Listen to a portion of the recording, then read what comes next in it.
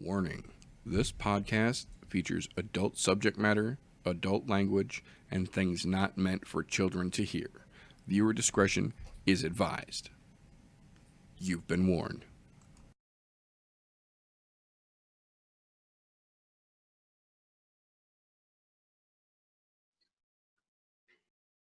We might be, I think, we are live, ladies and gentlemen, on the I'm No Joe podcast. Thank you for tuning in to the latest episode here. Glad you made it back here. This week, we have got an interesting menagerie of MMA news and a fight breakdown prediction, unpacking, if you will, to discuss.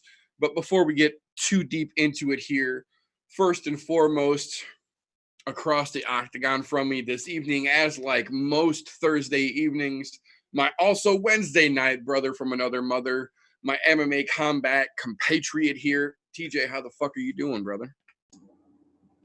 Fucking fantastic. One day to fucking Friday. Get to talk shit on a Thursday. It's gotta be a good day.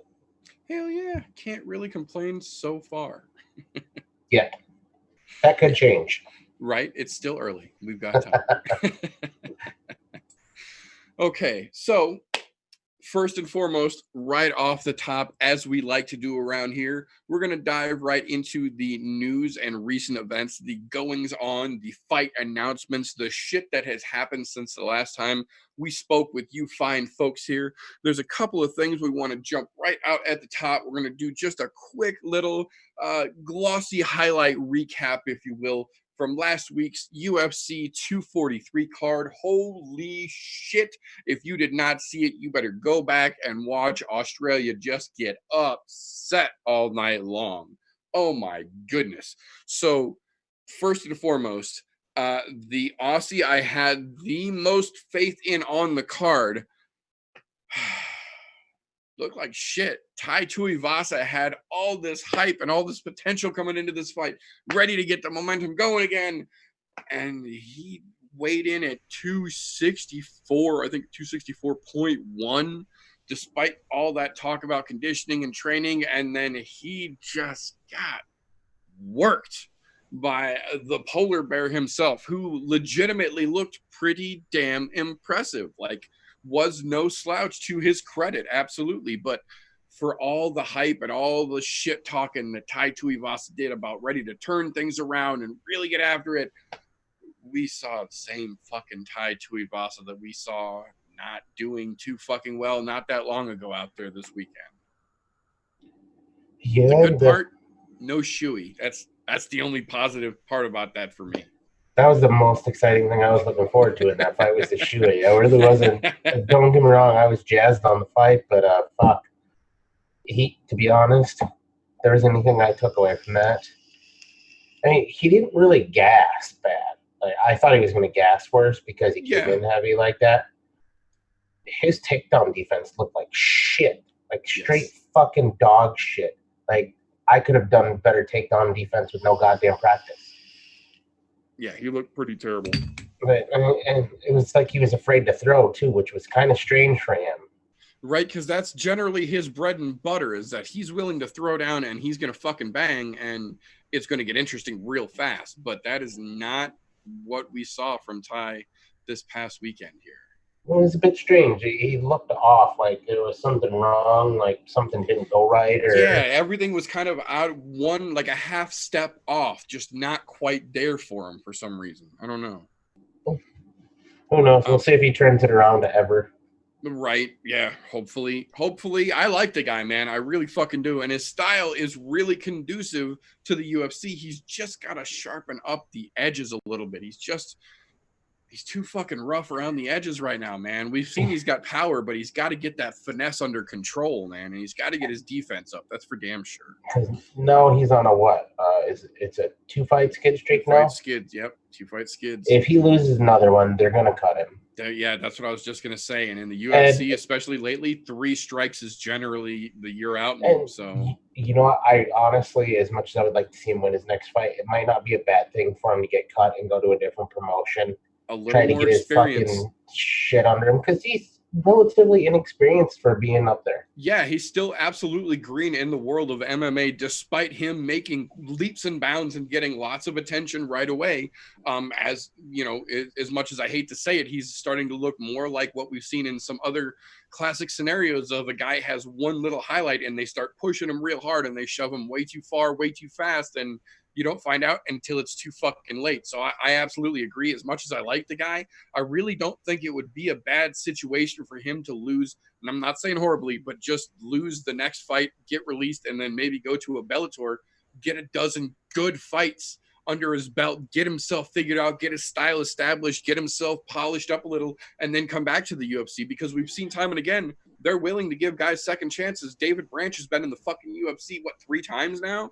Lost, had mediocre records, got cut, went to a different organization, did decent, got picked back up again. So Andre Arlovsky, Arlovsky's a prime example. Yeah, 3 or 4 times now. So we know Dana's willing to give multiple chances. Once you get a little more experience under your belt, get a little time away from the UFC itself, it might not be a bad idea. As much as I hate to say it, going back to the B leagues is not a bad thing all the time, especially when you already have a good solid base. Yeah, sometimes just going back to the B leagues and polishing up your swing is all it takes. So when you get back to the majors, you can start cracking for the bleachers again. But speaking of guys who are absolutely cracking at the bleachers a little ahead of their league, props to Dan Hooker for winning against Al Iaquinta. It was not a very thrilling fight, so to speak. It wasn't a real one-sided fight. It was a whole lot of Dan Hooker doing exactly what he needed to do against Al Iaquinta to win the fight. That in a situation like that, there generally aren't the most exciting or the most thrilling of fights. But, you know, in this situation, we worked with what we got. He made it there. He got around Al. Credit to him, man. Credit where credit's deserved. He won, but I think calling out Dustin Poirier and then getting butthurt backstage when Poirier instantly responded on Twitter and said that fight wasn't going to happen. He's already got something else he's working on.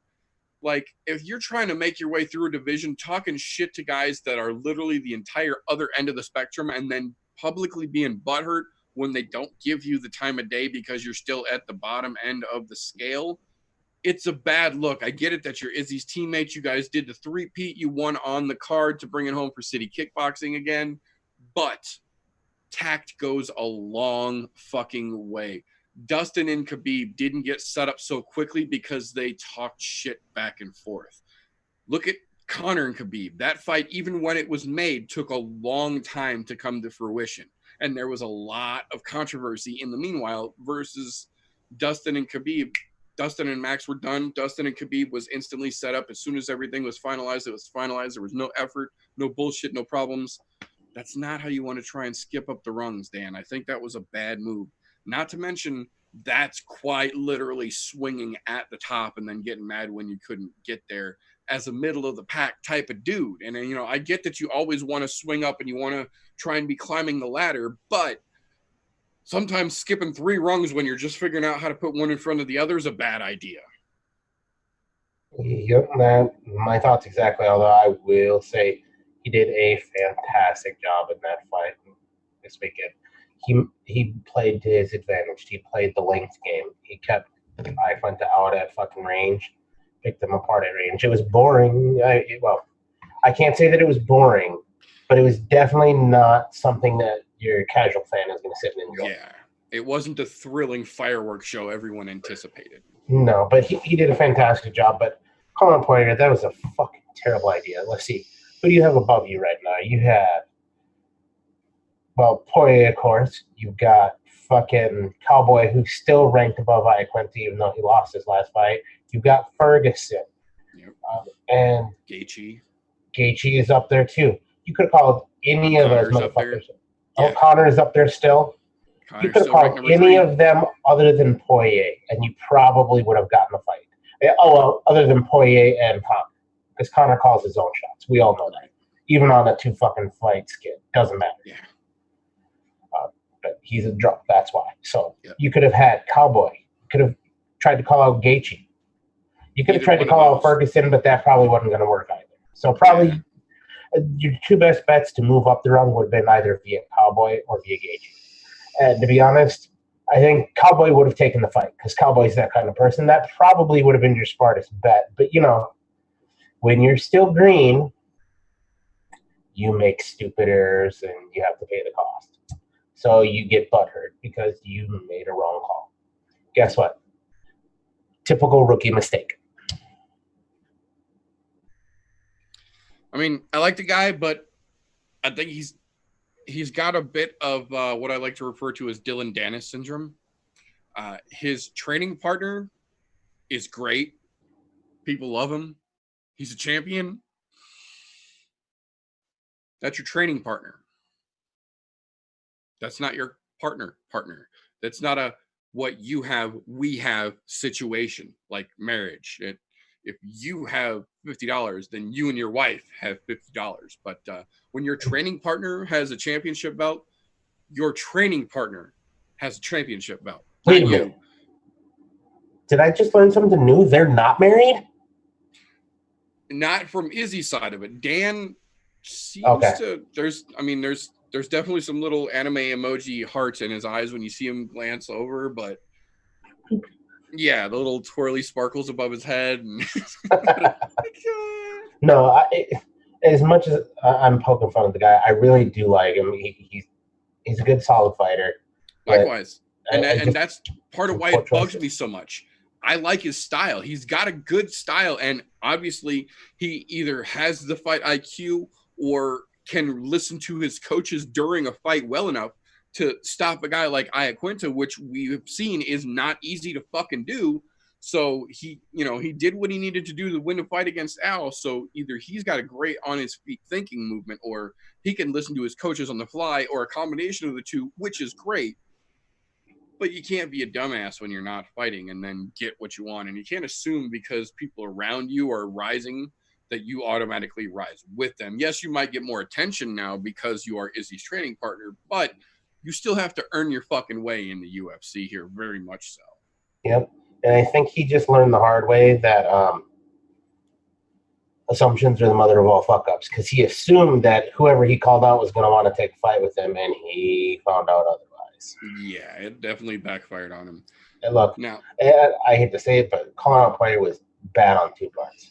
One, he just lost to the champ. He's still got pretty much a pick of the litter of who he wants to fight at this point. And already has his mind made. Yeah, losing to the champ doesn't really hurt you in any way, shape, or form, except for it puts you behind the next guy that was about to fight the champ next. Yep. You still have pretty much pick of the litter. And two totally different classes. Poirier would beat the fucking brakes off of Hooker right now, just mercilessly. All day. And it would be like that, oh, you beat him so fucking bad? Sure, we'll give you an instant rematch at the champ. But, yeah. I mean, but Poirier's got something else on his mind. Let him do his thing. Well, and on that note, Israel, the last style bender Adesanya, putting in fucking work. Hashtag and new. I called it 4 rounds. He did it in 2. Impressively at that. And, I hate to be an I told you so kind of guy, but I'm gonna here. If you watch the way that Robert Whittaker fought Israel Adesanya, it looked damn similar to how Kelvin Gastelum tried to fight Israel Adesanya. But Whittaker couldn't land the shots that Gastelum was landing, those leaping 1-2 combos. Gastelum threw those every 9 fucking seconds during that fight, but he was landing at least one of those shots, whereas Whittaker could barely get anything and was throwing 3, 4, and 5 punch running charge combos sometimes, and was lucky if the last one grazed the side of Izzy's guard, whereas Adesanya was standing back like he does, Matrix style, reacting, leaning out, countering precisely, and just not being there when the strikes came at him, much like we saw in the Adesanya versus Silva fight. We saw a lot of those same Matrix-like, just not being there moves in this fight against Whittaker, and hot damn if he didn't do it. And it was great because he took a moment after the fight, much like he did when he won the interim championship, and he presented the belt to his coach because he always says that his coaches are what you see in the octagon. He's just a canvas for their artistic work. And then when he unified the belt and won the championship belt itself, he presented it to his parents and then put it on his mother's shoulder in the octagon. The guy is all about staying true to his roots and not overlooking what the responsibility means here, because he immediately addressed Paulo Costa, who was sitting cage side talking shit in the sparkliest, stupid looking shirt he could find, I'm sure. But he immediately addressed that, and at the same time sort of addressed the absolutely ridiculous amount of shit talking that John Bones Jones is doing against him right now. Addressed it enough to get a couple of really obvious ribs in that seem to very much have gotten under Jones's skin a little bit, and then addressed the rest of the evening like a champion, talking about how he will absolutely go up because it's almost inevitable. Everybody moves up at this point. You fight where you can, and then when you can't, you move up and you continue fighting. And he said he's going up there. He's anticipating fighting Jones in 2021. But we'll see how that actually plays out, because Twitter and Instagram have had a whole back and forth between the two of them. But he did specifically say that he is keeping his eye on one Jared Cannonier, coming off of a very impressive win not that long ago as well. He is obviously going to be vaulted up somewhere in that top echelon, and on the steamroll representative movement, that he is on himself.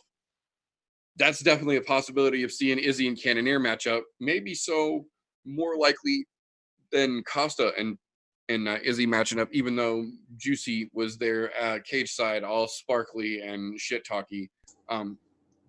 The only real bad thing I can say about the potential Cannonier matchup is that we also found out Monday on Ariel Helwani's show that aside from absolutely, being ready and appreciating what Adesanya did and respecting the call out or the mention, and, clearly being excited at being on the radar of the champ now, Cannonier is one of those new age hippie crystal dudes, which I did not see coming from a guy like that. And I'm not talking like casual crystal dude, like he had multiple minerals with him and a piece about the size of like the Homer Simpson nuclear waste rod around his fucking neck of some specific good energy crystal that he was wearing while he was talking to Ariel. So, I mean, there's that.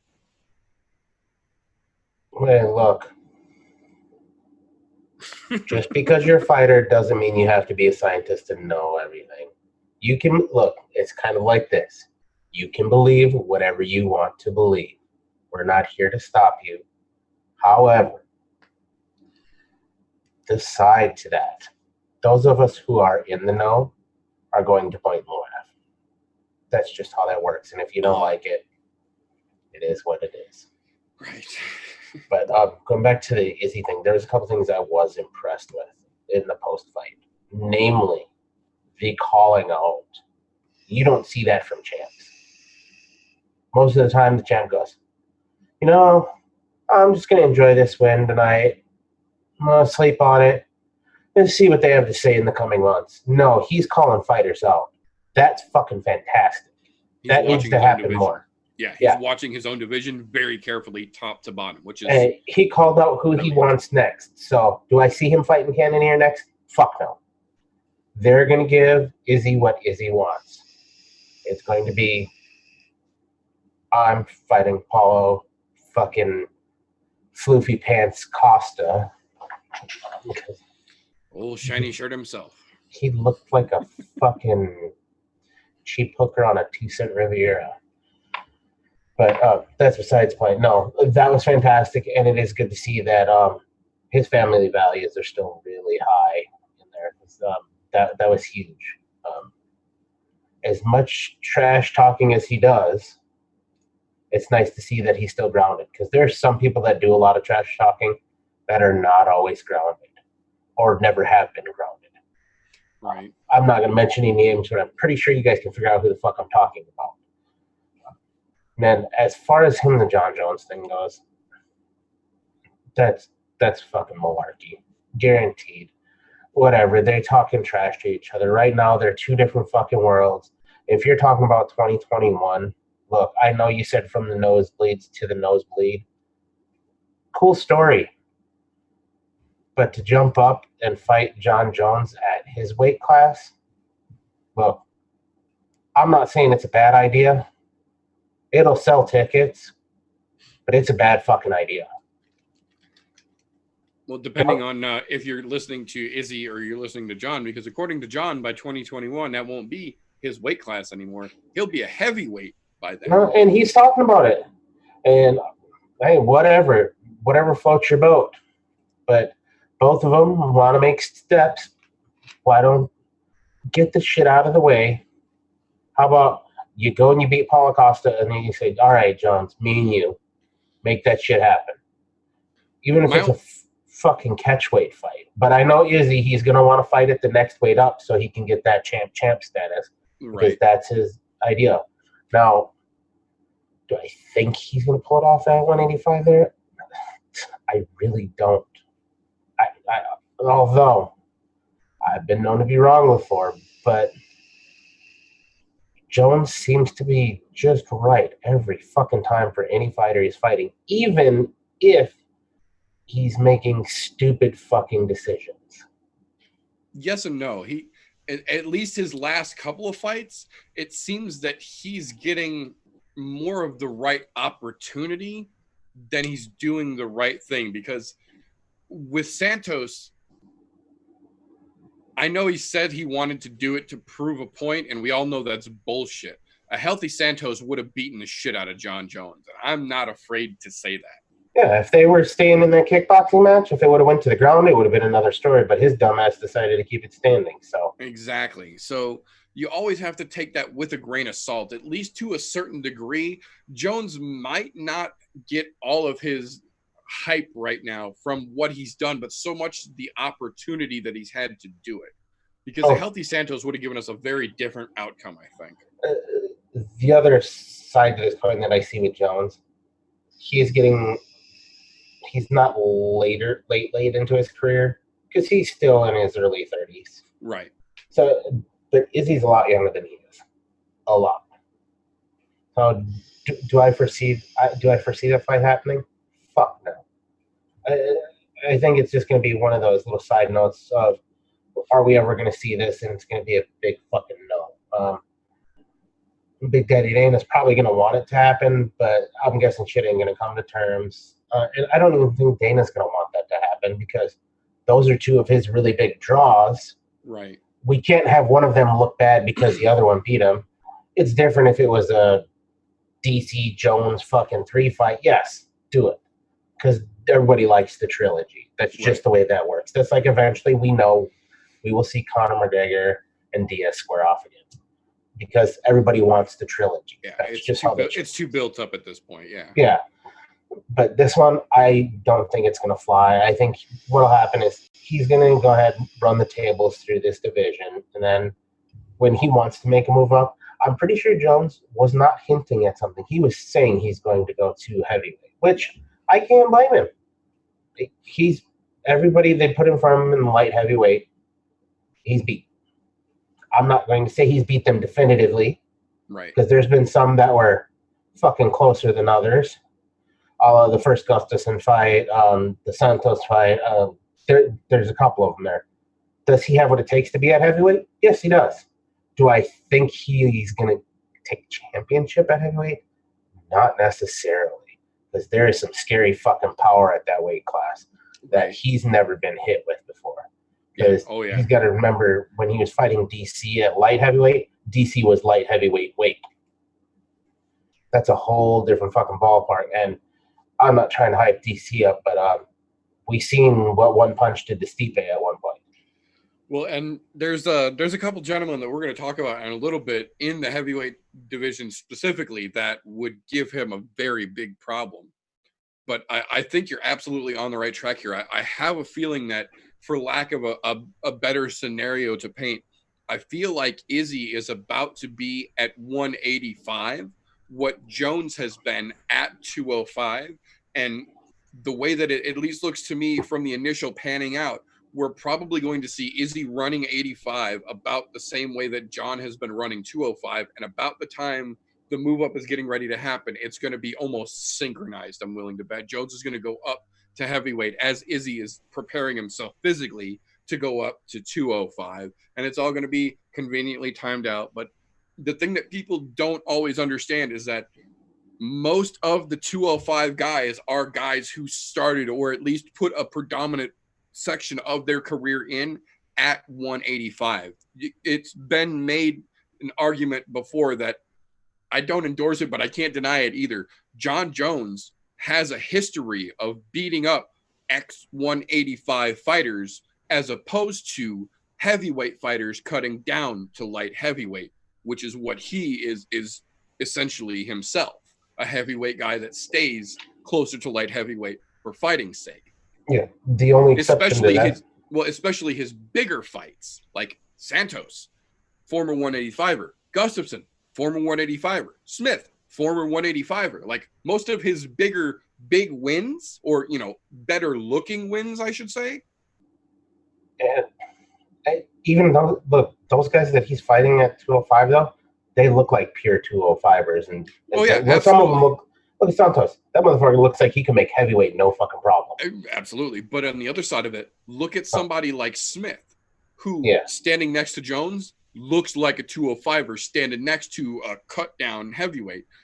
And then you got to think, if Izzy goes up, there's a good chance he's going to look very much the same. Obviously, he would be putting on mass because he would be going up 20 fucking pounds. But you got to think frame-wise and build-wise, even with a little extra thickness around that section to help make that next weight class, he's going to look little compared to how big Jones looks at 205, because Jones is a fucking heavyweight that cuts to 205. Fucking Izzy has a very small frame. Like, when you're looking at him, when he went to weigh-ins, he weighed in under. He was at 183. No, it was like 183, if I remember correctly. I think it was like 183.9. But he had fucking sweatpants on, socks, and a chain. A big old fucking set of chains. Dude, he's fucking tiny. He could probably drop down and fight 170. Yeah, he would look a little skeleton-y, but he could make 170. I'd be willing to bet. Oh, yeah. But going up to 205, I think that's a really bad choice for him. Look, as much as I want to see it, I think it's a bad choice because I think he's going to be way too small for that division, at least right now in his current age. I mean, don't get me wrong. Everybody, as they get older, you're going to put on mass. It just comes with it. It is what it is. Unless you're Frankie Edgar. No, there are a few exceptions to policy there, but that fucking weirdo is going to bantamweight now because he couldn't do lightweight anymore. But he's gonna look small at 205, guarantee. But yeah, I mean, who's to say what'll happen in the next couple of years? Because if he's saying by 2021, that's 2 years out. Yeah. And does he mean beginning of 2021 or does he mean December of 2021? So it's a full 24 months. I think he said April. I think he said April 2021. Well, I say good luck. That means you got fucking like 16 months to put on some goddamn weight. Right. Well, and put on some shows because he wants to be an active defending champion at 185. That's why he doesn't want to go up and fight Jones yet. He wants to be an active defending champion at 185 and defend more than twice a year, specifically so he doesn't look like the guy he just took the belt from, who defended once a year if we're fucking lucky. Yep. So it's going to be interesting to see how that whole scenario plays out. But I think at least for the foreseeable short future, it's looking real bright for Izzy.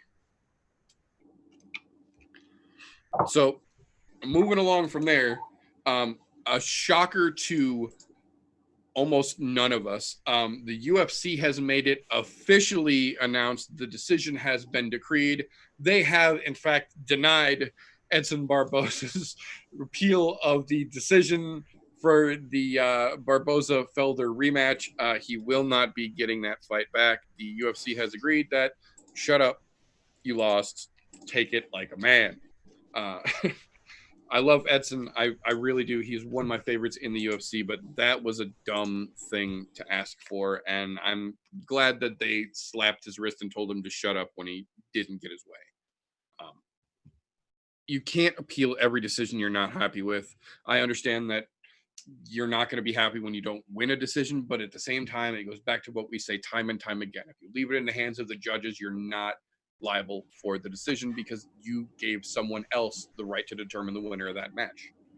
And he didn't do anything definitively in that because it was a razor thin fucking decision. That could have gone either way. Yeah. I can't be mad at any judge on that card. Don't get me wrong. I was glad to see Felder win because lately I've taken way more of liking to watching the Irish Dragon do fucking work. But he's doing it, man. He's fucking doing it. So, and he on that night he did the damn thing. He was the dominant fighter. He pushed the octagon aggression. He got more strikes in. He got countered sometimes, but I feel he absolutely won that fight. But you cannot bitch when you leave it to the fucking judges. Everybody in the MMA community will tell you the same thing. It's your own goddamn fault. And as much as I hate to say that, it is. Don't get me wrong. Look, we understand there's extenuating circumstances. Say you got low blowed or something in the middle of fighting and it fucked your game up, and it still came out as a split. Okay, then I can see maybe you have a little bit of cause for it, but you still left it in the hands of the judges. But when there was nothing like that during that fight, and it was just two guys fucking going to fucking war, you can't be mad at the outcome of that fight. You guys put on one of the best shows of the entire fucking year, in my opinion. So, going out and bitching about it, and now knowing that everyone did the right thing and said, "Yep, yeah, sorry, suck it up, Buttercup. The L's at L. It's staying that way." Yeah, I agree. That's how it should be. I agree. And so, props to fucking the Irish Dragon. Damn right. Damn right. And, well, moving along from something everyone kind of saw coming to something that essentially nobody saw coming. Last weekend, Joe Schilling, excuse me, Joe Schilling not only lost, but had a devastating knockout delivered, caught right on the button. Perfect timing, literally shut the lights off. He completely dropped, unresponsive. Before he hit the ground, he was completely lights out. Actually, after the fight, did a little bit of post-fight press and then made a video for Instagram that he has since removed, talking about for the last week and a half up to the fight, he was not able to fully use his right arm. And the hours before the fight itself, he actually spent in the back throwing up in a trash can, spent the better fight of the week, or excuse me, the better part of fight week, rather, with the on-call doctor checking out his arm, making sure that, it was slowly coming back, thought he could get everything back in line, and then just couldn't pull it together. And Joe's not one to make excuses, and made a point to mention that, this isn't him making excuses, gave Tony Johnson all the credit in the world for a very well-timed, very well-placed punch that just did the damn trick. But it's a little scary to hear somebody with as much experience and as much fight IQ as Joe Schilling say that even after not being able to use his arm for a week and a half and then throwing up in the trash can right before the fight for hours, that he still was willing to get in there, and he knew better, and it resulted in a very vicious KO that clearly has shaken him as it should have. It was, it was a rough fucking time. So we absolutely want to wish Joe Schilling the best, and I wish him a speedy recovery. But damn it, this is the part of fighting that it really hurts me as a fan, especially when the outside folks or the more casual folks look in. You look at a guy who we justifiably hype the fuck up for a fight because 9 out of 10 times Joe Schilling is going to give you fucking fireworks that you will not be sad that you watched. And then the one time it seems that we really started to amp up the praise for him because he was on a fucking roll, come to find out, not only did he lose, but part of the reason why he may have lost is because he put his own health secondary to winning a fight that could have been postponed or rescheduled. And that's the part that hurts me the most as a fan to see, because I love Joe Schilling and I don't want to see him injured. I would rather see him healthy and have a fight postponed than to see that knockout. And the internet is a thing, so you'll be able to find it, but I won't encourage folks to go and reel over that fucking fight. But damn it, it fucking sucks when you see fighters do something like that, especially someone who's got as much time in the fucking game and as much knowledge as Joe Schilling has. He's a coach, for fuck's sake, and was willing to put his own health on the line for a fight that could have easily been rescheduled, and he didn't, and it sucks. And it resulted in not only a loss, but a fucking vicious loss that may have, corresponding health effects going down the road now.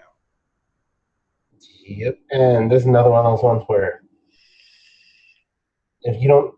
when the fighters choose not to disclose health-related issues to the commission before a fight because they want the fight,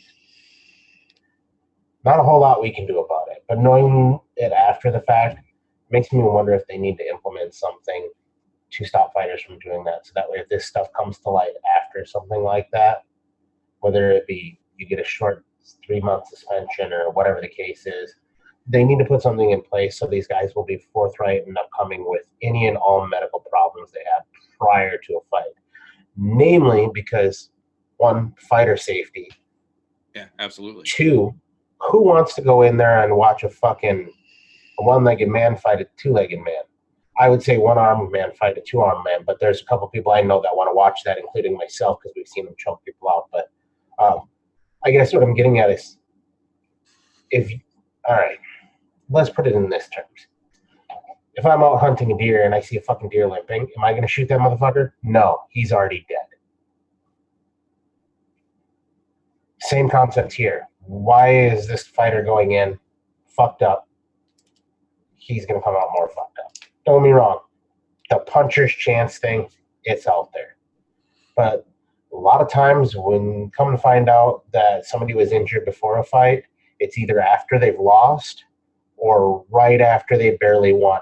And then it's excuse me. And then it is a talking point of, yeah, I won this and I already knew I had this wrong with me. Yep. So that shit needs to be disclosed long before the fights start. In fact, they should make them disclose everything the day before the fight. So that way they know whether they need to nix the fight or not. Right. Well, and to be fair to that point, as much as I hate to fucking finger point here, this realistically seems more like it's a problem in Bellator specifically than anywhere else, because we've seen fights get moved and fights get rearranged and jumped on the 1FC cards. We've seen Cage Warriors move fights. We've seen Invicta move fights.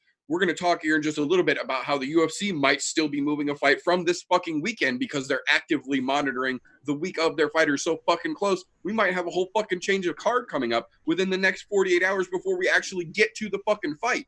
Yep. But this is not even the first time this year we have had a situation like this happen with a Bellator fighter, and that makes me a little bit concerned because obviously as a fairly hardcore MMA fan, I have a very large amount of fighters that I am very fucking fond of and follow pretty goddamn closely over in Bellator. I'm a fan of fighters in virtually every MMA organization that is in operation right now, with the exception of Ryzen, because that's really mainly just guys taking Mexican supplements and giant roided out chicks crushing old soup cans. But that's neither here nor there. But as a fan of MMA as a whole, we don't really see this particular issue happening very often this day and age, thankfully, with the exception of now a couple of times here in Bellator. So it makes me wonder if maybe they've got some of that Pride-esque loosely worded contracting that allows the fighters to essentially, like Joe said, he brought in the on-call doctor to his team, essentially, because he didn't want to. His team brought in the on-call fight doc to deal with his shoulder, his arm issues. There was never a Bellator representative mentioned. There was never word of this during fight week. And we'll talk a little bit about something here in just a minute that we've known about for a couple of days now coming into fight week might be an issue going on with the UFC fighters. So, I hate to finger point, but goddamn it, Bellator, get your shit together, man, because this is one of those things that this will ruin you. This will fucking shut down an organization that's arguably on its way to becoming a legitimate contender, size for size, with the UFC, unless shit like this starts to get out of fucking control. You can't have this happening at the fucking level that these fighters are performing at. You just can't. Remember, Bellator, only you can stop your own fires. That's right. Don't let Dana White play with your matches. But speaking of fires that the UFC seems to have set loose, we did get one interesting announcement day before yesterday. Another new signee with one of my favorite growing promotions, Bare Knuckle Fighting Championship, the fucking BKFC. We found out that the one and only Hector Lombard has signed with BKFC and will be injuring people's faces with no gloves fairly shortly. They're hoping to get him into the ring before the end of the year. So that is definitely going to be something to keep an eye on, because if you just look at his last couple of fights, he might not be the most technical grappler anymore. He might not be the most active wrestler these days, but that man looks like he's eating all of his supplements these days. So his Hulk smash ability has never been questioned, and this is the place to let that shine. Going to be a nice one to watch, I think.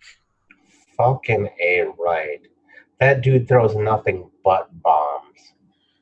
Although, moving over to bare knuckle, he's going to have to watch how hard of bombs he throws. Otherwise, he's going to have some bombed knuckles. Yes, that's going to be very interesting to see how he makes the transition from even just the 4 and 8 ounce gloves to no gloves, barely fucking wraps, and your wrist locked. So have at it. Good luck. Hopefully he's already been trained for that. Hopefully he knew he was making that move, and hopefully he brought somebody in who's fucking well-versed in that universe. Right, absolutely. So now, speaking of BKFC, we have got the schedule. Well, I should say we did have the schedule set. We're having a bit of a switch around here.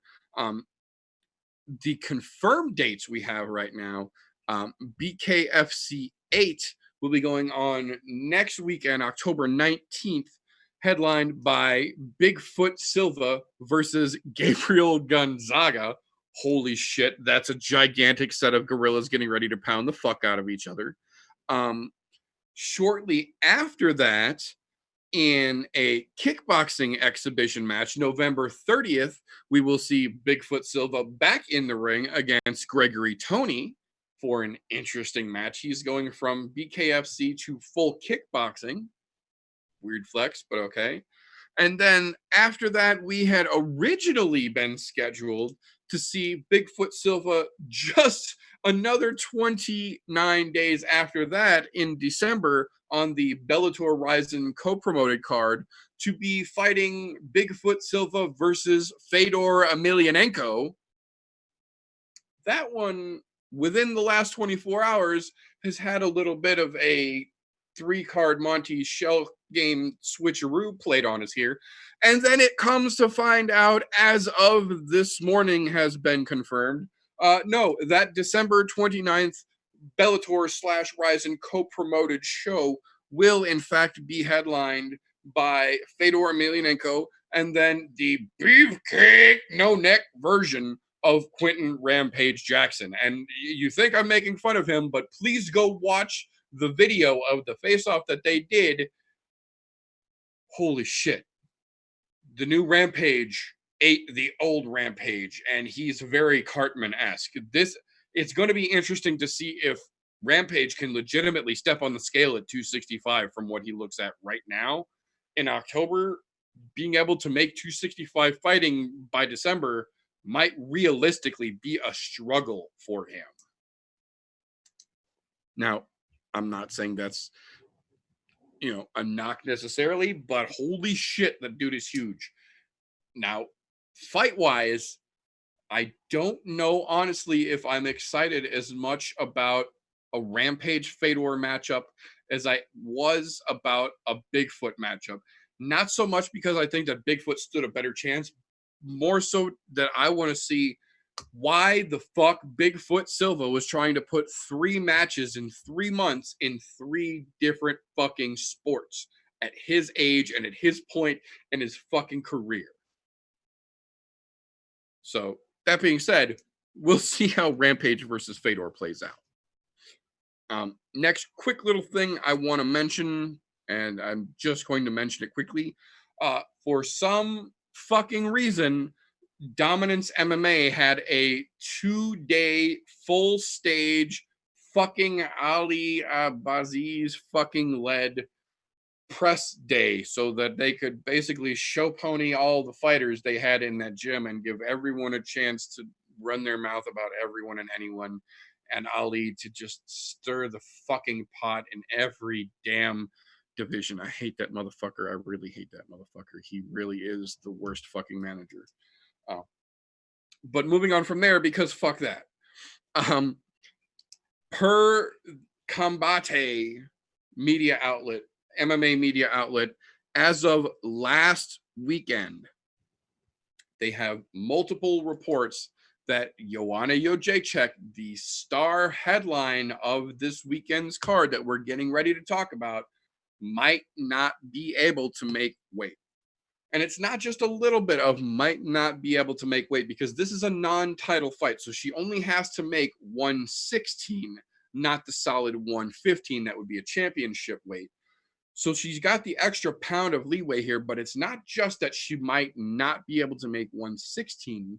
The report has confirmed that the UFC has known about this for at least a week and a half, to the extent that they have already looked into options to either A, move the entire fight from this weekend's card to a card in November after MSG, or offering Michelle the fight at catchweight after Joanna doesn't make weight, to give them the option to fight at 120, which is what they're anticipating Joanna will be able to effectively and safely make it down to. Or, and this is unfucking precedented because it has never actually happened to date, the UFC has confirmed that there have been talks about them even potentially just paying Joanna's purse fine for missing weight to keep the event happening on this weekend's card. The last part there is the important part about this story. This shows that not only was this anticipated to happen, but that they're almost counting on it to happen, and that they're virtually willing to sacrifice Michelle and all of the momentum that she has built up until this point to Joanna in a very Holly Holm of the strawweight-esque fashion, in that one fight gets you right back to a title shot, even though you clearly don't fucking deserve it. But we'll talk about that part in a little bit. But Waterson herself has said that she doesn't care. She's not there to fight Valentina Shevchenko. She's there to fight Joanna Jędrzejczyk at 115 to determine who's going forward in the quest for the title shot, which I don't agree either one of them are ready for, despite a potential great win here. But we'll talk about that more in a little bit too. But basically, Michelle has said she's not going to take a catchweight fight. She's not going to take the fight if Joanna doesn't make weight. Joanna has said that she's going to make weight because I'm a professional and I do my work. But you also got to see open workouts yesterday, and you got to get a glimpse of some of these fighters. And there's a couple of them, Joanna included, looking a little thicker than they traditionally do this close to a fight where they're going to make weight. So it's something that I feel definitely needs to be monitored and deserves to be mentioned ahead of the fight, should, God forbid, something come through the vein of this avenue that Joanna herself has opened up. Before we actually talk about the fight later itself, I want to say I really hope that she misses weight, and that, I know this won't happen because Michelle is starting to act like Cowboy Cerrone, and Michelle turns down the fight because she missed weight. But knowing that the UFC is willing to pay her to miss the weight fine is fucking bullshit. If that doesn't show you playing favorites to people, nothing does. I'm telling you, that shows the system is fucking rigged. Yeah, undeniably fucking rigged. And it's one of those things that some of us more hardcore MMA fans just about, and we joke about more often than not, but this is one of those things like when you find out that the Bay of Tompkins isn't just something that the tinfoil hat community was talking about, that the government released the fucking files and it was a real fucking thing. Like, this is one of those conspiracies that you joke about and then you find out actually fucking happened, and it sucks because it ruins the credibility of those of us who try to defend the system. Well, the only thing that makes it even worse to me is that this makes it start to look like boxing. Yeah, a lot like boxing, which, to be fair, we'll also see, according to fucking Uncle Dana, the end of this month should show us the opening or the debut of Zuffa Boxing, which kind of makes you wonder. I'm just saying, this type of fucking malarkey goes hand in hand with the boxing community because they've been doing it for decades. I mean, and when I say decades, go back fucking to the Don King being the fucking name of all fight promoters. Yeah, no shit. It's what it is. I'm just hoping we stop having as many yes men and women, for those of you of the female variety that are in there, that just stop saying yes to these things. Fuck them. You're a professional. You make weight. They do not. Tell them to go fuck themselves with a big black dildo. Technically, you still legally have to get your show money, plus their forfeited section of their purse for missing weight. Yep. You'll still technically get paid for not taking that fight by law. Don't get me wrong. I get it. Michelle Waterson is a mother, so she's thinking, I have to feed my family. Wait. Michelle Waterson is a mom? Yeah. I hadn't heard. I just knew that she was on a quest to be a champion. I didn't realize that she was on the quest to be a mom champ. No. On that note that I was trying to make here, look, sorry, from a parent's point of view, being a parent myself, the first thing you think about is taking care of your family, making sure they're well-to-do, making sure there's enough money in the pot, all of that. So I understand the yes portion of this behind her if she's looking at it purely as a financial aspect. But if she's looking to be a mom champ, you turn this shit down because that is not the kind of fight you want. You don't want to fight somebody who's unprofessional, who doesn't deserve a fucking title shot. Make that bitch go to the back of the line, fucking get her weight together before she comes in. But God knows that's not going to happen because she's sounding more and more like Donald Cerrone lately, where it's, yeah, I'm going to take any fight I can just so I can get to the top of the pile. Don't get me wrong. Donald's back at the top of the pile again, but it's cost him. Yeah, it was definitely a rough path for him to get back up there for sure. Yeah, and it did cost him. That whole, yes, I'll fight Tony Ferguson, that fucking costed him a title shot. Yeah, absolutely cost him his title shot. With 100% certainty. I'm not even, anybody wants to debate that with me, feel free, motherfucker, bring it on. I agree. But he had a title shot had he not fought fucking Tony Ferguson. But being the yes man company person he is, and I can't even say just a company person because he's not necessarily a company person. He's just out for himself. He's a fighter. But stop being a fucking yes man. That's all I have to say about that because it makes me angry that people even think like that. Look, you're a professional. You know. How long have we known about this Michelle Waterson fucking Joanna fight? For at least 4 months. At least, yeah. At least 4 months. And from what I understood, the contract was inked long before the fucking UFC made it public. Yep. Which means that they had even more ample time to get their shit together. I'm talking about you, Joanna. Get your shit together. You're a fucking professional. Look, if you're going to pay me 6 figures to go out and fight somebody and you tell me I need to be 185, guess what? I'm going to go lose that weight. I'm going to make weight. You're going to pay me my 6 figures. I'm going to go get knocked out because I'm not a fighter anymore. And I'm going to be happy. Because please, just hit me right here. Hit me hard enough so I only feel it one time, and that's it. Right. I'll take my 6 figures, go pay my doctor bill and the MRI that they have to do and check me for CTE afterwards. Whatever. But I'll make fucking weight. Because that's what you fucking do. This whole missing weight shit, it's getting really fucking old. I know we had a couple of cards where nobody was missing weight, but it's rearing its ugly fucking head again. And to see some of those guys during open workouts looking like they're large and in charge versus the right weight, not okay. I'm just saying. But I'm gonna hold all fucking.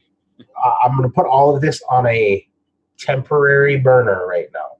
It's gonna be on the warming plate. Yeah, I was gonna say, just shift it back to the low. Don't It's on the warming plate until tomorrow at weigh-ins. There you go. When I see who misses weigh-ins, then all you motherfuckers out of the frying pan and into the fucking fire. Yeah, absolutely. But moving along from potential nonsense that we'll talk about a little bit more later on this evening, another announcement that was made, one of the only things I was actually happy to hear come out of this fucking Dominance MMA bullshit presser. It is official. Rumble Johnson is out of retirement. He is coming back to the UFC only at heavyweight. He is not going to 205 at all. He also has a particular fight in mind that he is looking forward to, and he wants Francis Ngannou. Now, we all know what Francis is capable of heavyweight. The thing that we don't know is what Anthony Johnson is capable at heavyweight, because we've only ever seen him compete seriously at 205, which at 205 was fucking terrifying. He looked like a chocolate dipped ice cream cone, for fuck's sake. Terrifying. He was the Francis Ngannou of the light heavyweight division.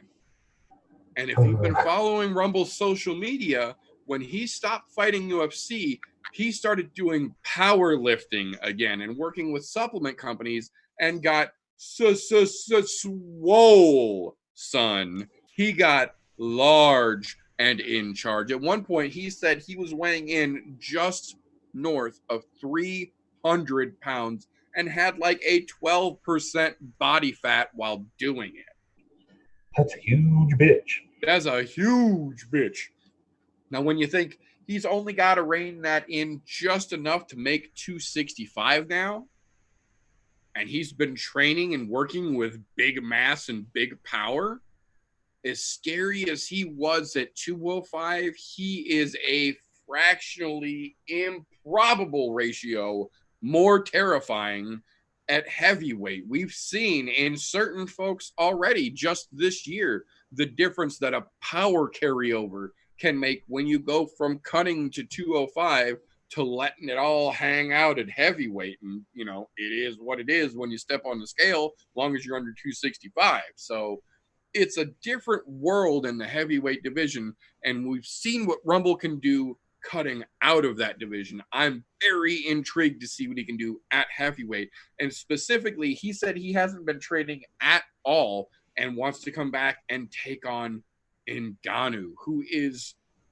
now more than ever looking absolutely crisp and genuinely scary. He's starting to put it all together like we all thought he was going to.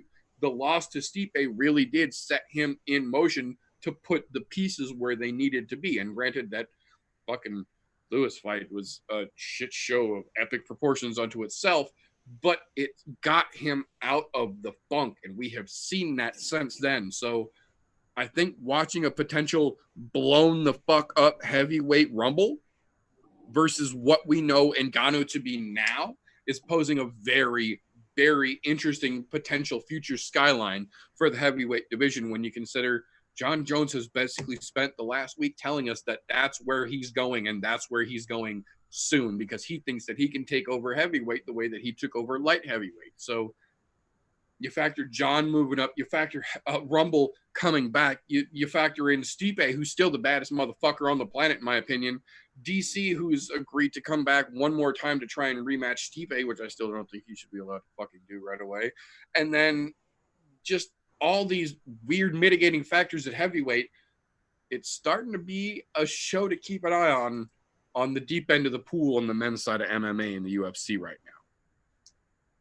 So the next thing that I feel that I have to fucking mention, even though I don't really want to, I'm kidding. I'm super fucking excited about this next part. There's an asshole who has a gold medal who won't shut his fucking mouth and keeps giving himself new fucking nicknames. And the reason that I'm finally for once excited to talk about this cringe-inducing piece of shit is that it's finally come out of his own fucking mouth that he realizes he cannot hold two belts at one time and actively defend them. So he's starting to consider relinquishing the 125 belt because he feels he'll be better suited at 135.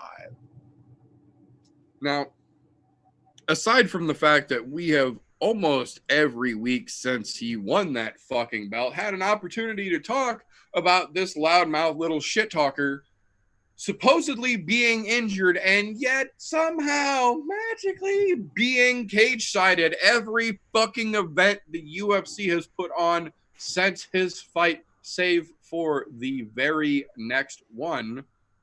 I do believe that realistically, if the UFC is going to keep the 125-pound division around, he has to relinquish that fucking belt. As much as I don't like him and I don't want to see him get the shot at that fucking gold either, realistically speaking, Joseph Benavidez has earned his way to the top and been sitting actively waiting for his chance at the 125 belt now for a good fucking minute. Yet Henry, in his ultimate fucking gold medal owning wisdom, doesn't see fit to even consider defending that belt. And now, despite all the shit talking, and there's been a lot, all the shit talking he did, now he himself is talking about how he's potentially going to relinquish the 125 men's belt back into circulation. So, fuck Henry.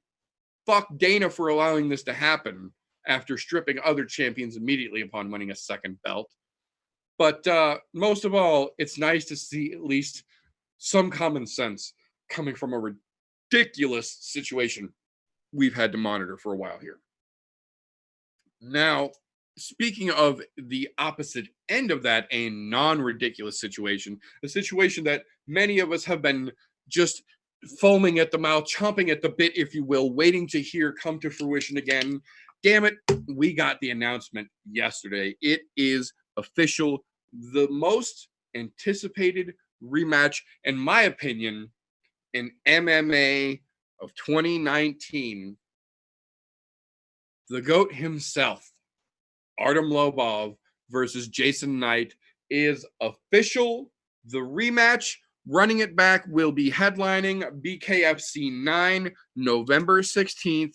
And holy shit, boys and girls, if you would like to see what happens when two bad motherfuckers are not afraid to throw down, go back after you're done watching this episode here and watch the replay of Jason Knight versus Artem Lobov 1.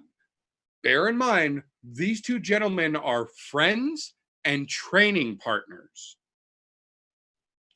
They put on one of the single most violent 5-round fights MMA or fighting in general has seen in a very, very long time. And the rematch has every bit the potential to live up to and exceed the first fight. They have been in each other's corners for other fights since they fought. They've done dual interviews together since they fought, talking about their fight, talking about the rematch that they both anticipate having and how they've been helping each other in their respective fights in the build-up to it because they are friends and understand that this is one of the biggest platforms both of them have been given, and they are both getting a chance to gloriously shine. And this, I tell you right now, will be one of the best fights of 2019, should we get there without either one of those two gentlemen getting injured. I'm fucking hoping. I'm fucking hoping. Fingers, pinkies, toes, everything fucking crossed. That would be my fight of 2019 if it actually gets to happen, and I sure fucking hope it does. two more quick little things I want to mention real quick before we get into a dinner-esque variety of the show here. One, we got an official announcement yesterday afternoon that was confirmed today. King Mo, although he had said he was retiring, had not officially retired. We did get the announcement confirmed yesterday. He is taking one final fight for his official retirement fight. The contract is done. He agreed he is going to end his competitive fighting legacy with Scott Coker in Bellator, and they obliviously gave him a fucking debuting soup can to beat the absolute shit out of in Oklahoma. So hopefully it goes the way that King Mo thinks it's going to, because I don't want to see him go out getting fucking clobbered. And he specifically said himself that one of the reasons he wants to do this is because, unlike his wrestling career, which he ended with a dramatic loss, he wants to end his MMA career with a win, and feels that helping debut a new fighter to the win column as a professional is going to be the way to go. So I can't say that I've ever really been the biggest King Mo fan, but I will say I give credit where credit is due, and he is absolutely one of the founders of the current era of MMA. He has put in the time and the work, and I will give credit for that. Now, the last thing that I want to mention here real quick, the last little bit is, it's a little bit MMA news, a little bit world politics. So don't change the channel on me just yet. Hear me out here. The UFC is an international organization. It quite literally prides itself on not only having fighters from multiple countries, but having multiple fighters from nearly every country on the globe. And it constantly tries to increase that reach. Performance institutes popping up all over the place are a perfect example of that. Dana White looking for a fight. The Contender Series to a slighter degree. But there are multiple different avenues to prove that the UFC doesn't want to just be a United States-based MMA organization. They want to be a global player. They want to help bring MMA to the world, and in turn showcase fighters from around the world as well. That being said, you would, at least I would, assume, with that being a thing, there would at least be a few people on the payroll whose sole purpose, or at least specialization in their career role with the UFC, would be to help fighters from other countries get to America to do training, to do promotions, to do media, what have you. The UFC is based in America, so at some point, every fighter from another country will have to come to America. If they're not moving to America, that means that they will need, at the very minimum, a visa of one sort or another to get into the country to do their business. This is what ties us into the story we're talking about now. We have a young lady who is now the strawweight champion of the women's UFC division. She's the belt holder. She won. She undeniably won. She's the champion. She's the new face of the 115 division. She was recently, and by recently I mean a week and a half ago, denied a visa to come to the United States to do her first media tour as strawweight champion, because she did not know, coming to America for a media tour as opposed to a fight, you don't fill out the same visa form. And when you're coming to America from another country on a different purpose than what your previous trip would have been, you are required by law to fill out a different type of visa application. No one had explained this to Weili Zhang. So on the night where she was supposed to be in Las Vegas, giving us her first full media presser as the women's strawweight champion, She is sitting in a garden in China because she couldn't get a fucking visa, not because of anything that she had done, just because no one had told her that she had to fill out a different visa form. This is not a soup can. This is not a prospect. This is your fucking champion, the face of your division, the star of the country you quite literally put this event on to showcase your debut in as a company. And no one could take 5 minutes to say, Wiley, we want you in Vegas on October 9th, so we're going to need to get you the Visa 9E form, not the Visa 9A form that you had filled out when you came last time to do your actual fight in America, because she's fought here before. She's been here. How is a multi-billion-dollar company like the UFC, who is now branching off into its own subset of boxing, so encompassing the vast majority of all combat sports, so oblivious as to not have someone who could take your new fucking champion and get them the proper visa documentation filled out so they can come do their initial championship media tour? This is the kind of shit that rattles my brain as a fucking UFC fan, because this seems like it shouldn't even need to be said. This should be something that's implied. It shouldn't need to even have to be talked about. But not only are we having to talk about it, we're addressing the fact that this is an issue repeatedly. This is not, again, the first time we have had an issue with a foreign fighter being denied a visa just because they filled out the wrong visa paperwork. A company that prides itself on being international, a global reach, a global figure in MMA, to quote their direct fucking commercials. How are you going to leave your champion, the face of your division, hanging high and dry because no one took 5 minutes to make sure she had filled out the proper visa paperwork? That's a failure on so many fucking levels. Right. But I think the only thing that makes this funny to me, they're not worried about getting a champion, but they're worried about covering somebody else's missed weight fine.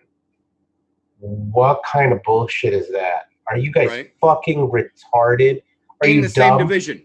In the same fucking division. Did you go and like completely take fucking? Did you molly yourself the day before? You were supposed to let her know what to do. Did the whole fucking company decide to drink the Kool-Aid at the same fucking time? I'm just saying, there's some bullshit going on there. Something smells fishy, and I don't think it's Wiley Zhang. Just saying, that's some pretty fucked up shit. They need to get their shit together and unfuck themselves. You can't have that happen. Look, I understand if it's some new fighter that you guys aren't really that worried about, shit happens. But your fucking champ of the division, what the actual fuck are you doing? And the newly crowned champion, that literally just crowned champion. Oh, yeah, she was in fucking Australia for this last weekend's fights. But we can't manage to get her a visa into the United States because the bosses are too fucking stupid to make sure she's filling out the right form. Look, people who come to the United States and don't do it regularly or have not done it for more than one reason, of course they're not going to know each and every form. They're not U.S. fucking citizens. They're not going to have access to everything that we do, especially not coming from China. I'm just saying, relationships with China, not the greatest right now. Of course, they're not going to know exactly what to do. And I can't just point the finger at just the UFC. I have to think part of this was her management fault as well. because Absolutely. they should have done the research for her. Absolutely. I They agree. did kind of fuck her, but the UFC fucked her even more because they should have been able to tell the management, hey, this is exactly what's going on. This is what we know you need. Because we've had champions from other countries, from fucking Australia, we've had champions from the UK. We know which forms you're going to need to get in. But no, you just want to fuck somebody with a sandpaper dildo with no goddamn lube, and then you're going to dump rubbing alcohol on it to try to make it better. Fuck off. I agree. It's sad, but it's one of those things that, as a gentleman named Max likes to say, it is what it is. That's very true. But that will bring us to the end of our news segment here, and on to what we generally like to refer to as the meat and potatoes of the episode here. Give me just a second. My camera seems to be doing a thing. Getting into meat and potatoes, if you would like to go ahead and give it a kickoff here. Well, if we're going to start here, where were you planning on starting at so I know we're on the same page? Because there's a few very tippity top. All right, so are you wanting to start with the J.J. Aldrich and Lauren Mueller fight? Yeah, absolutely. All right, so this is, all right, my opinion on this for an early prelim fight. This is kind of where this fight should be. Should be the first fight on the card before anybody's in the fucking door, because neither one of them deserve the fucking spotlight at this point. Look, J.J. Aldrich, they were trying to push her at one point, and it has obviously gone nowhere because she hasn't managed to keep up her end of the deal by winning fights. She's coming off a loss. Or Mueller, as the same here. Both of them here in the 125-pound women's division. To be honest, this is a lackluster fight. I didn't even think about breaking this one down myself personally because it's not worth it. This has there's nothing noteworthy about this fight. It's not going to change the division in the 125-pound women's division at all, one way or another. All this does is this gives one of them a stepping stone to pray to God they go in the right direction before they lose again. Oh, on the other side of that, having to be the right person on that, sure. One of them could do something phenomenal and get their stock bumped back up, but I mean, I look at this like this. J.J. Aldridge was starting to be highly touted for a little bit. However, they were feeding her soup cans. And then she lost to a soup can back in March.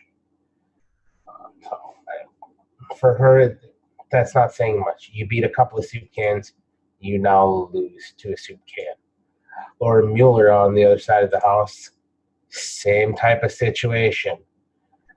She wasn't as highly touted, in my opinion, as JJ was, but she had a couple of good wins here. Her most recent win was back in fucking April of 18, I think. So last year, she lost in November, and she lost in April of this year. At this point, I think this for her is a win-or-go-home situation. AKA you're getting fucking cut. Although the women's 125-pound division, really not that deep. So there's a very good chance that she could just manage to fucking stay in just purely on the fact of the depth of the division is fucking bad, and they need a soup can for somebody to be thrown at. I think this fight touts better for J.J. Aldridge than it does for Mueller. And that's if Aldridge can win and not get beat by another soup can. I wholeheartedly agree. Thank you for holding that real quick while I got this new fandangly.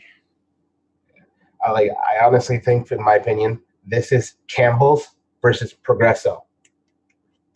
Absolutely. I wish I would have some. I need to get soup cans for props here so I can bang them together when shit like this happens. I agree.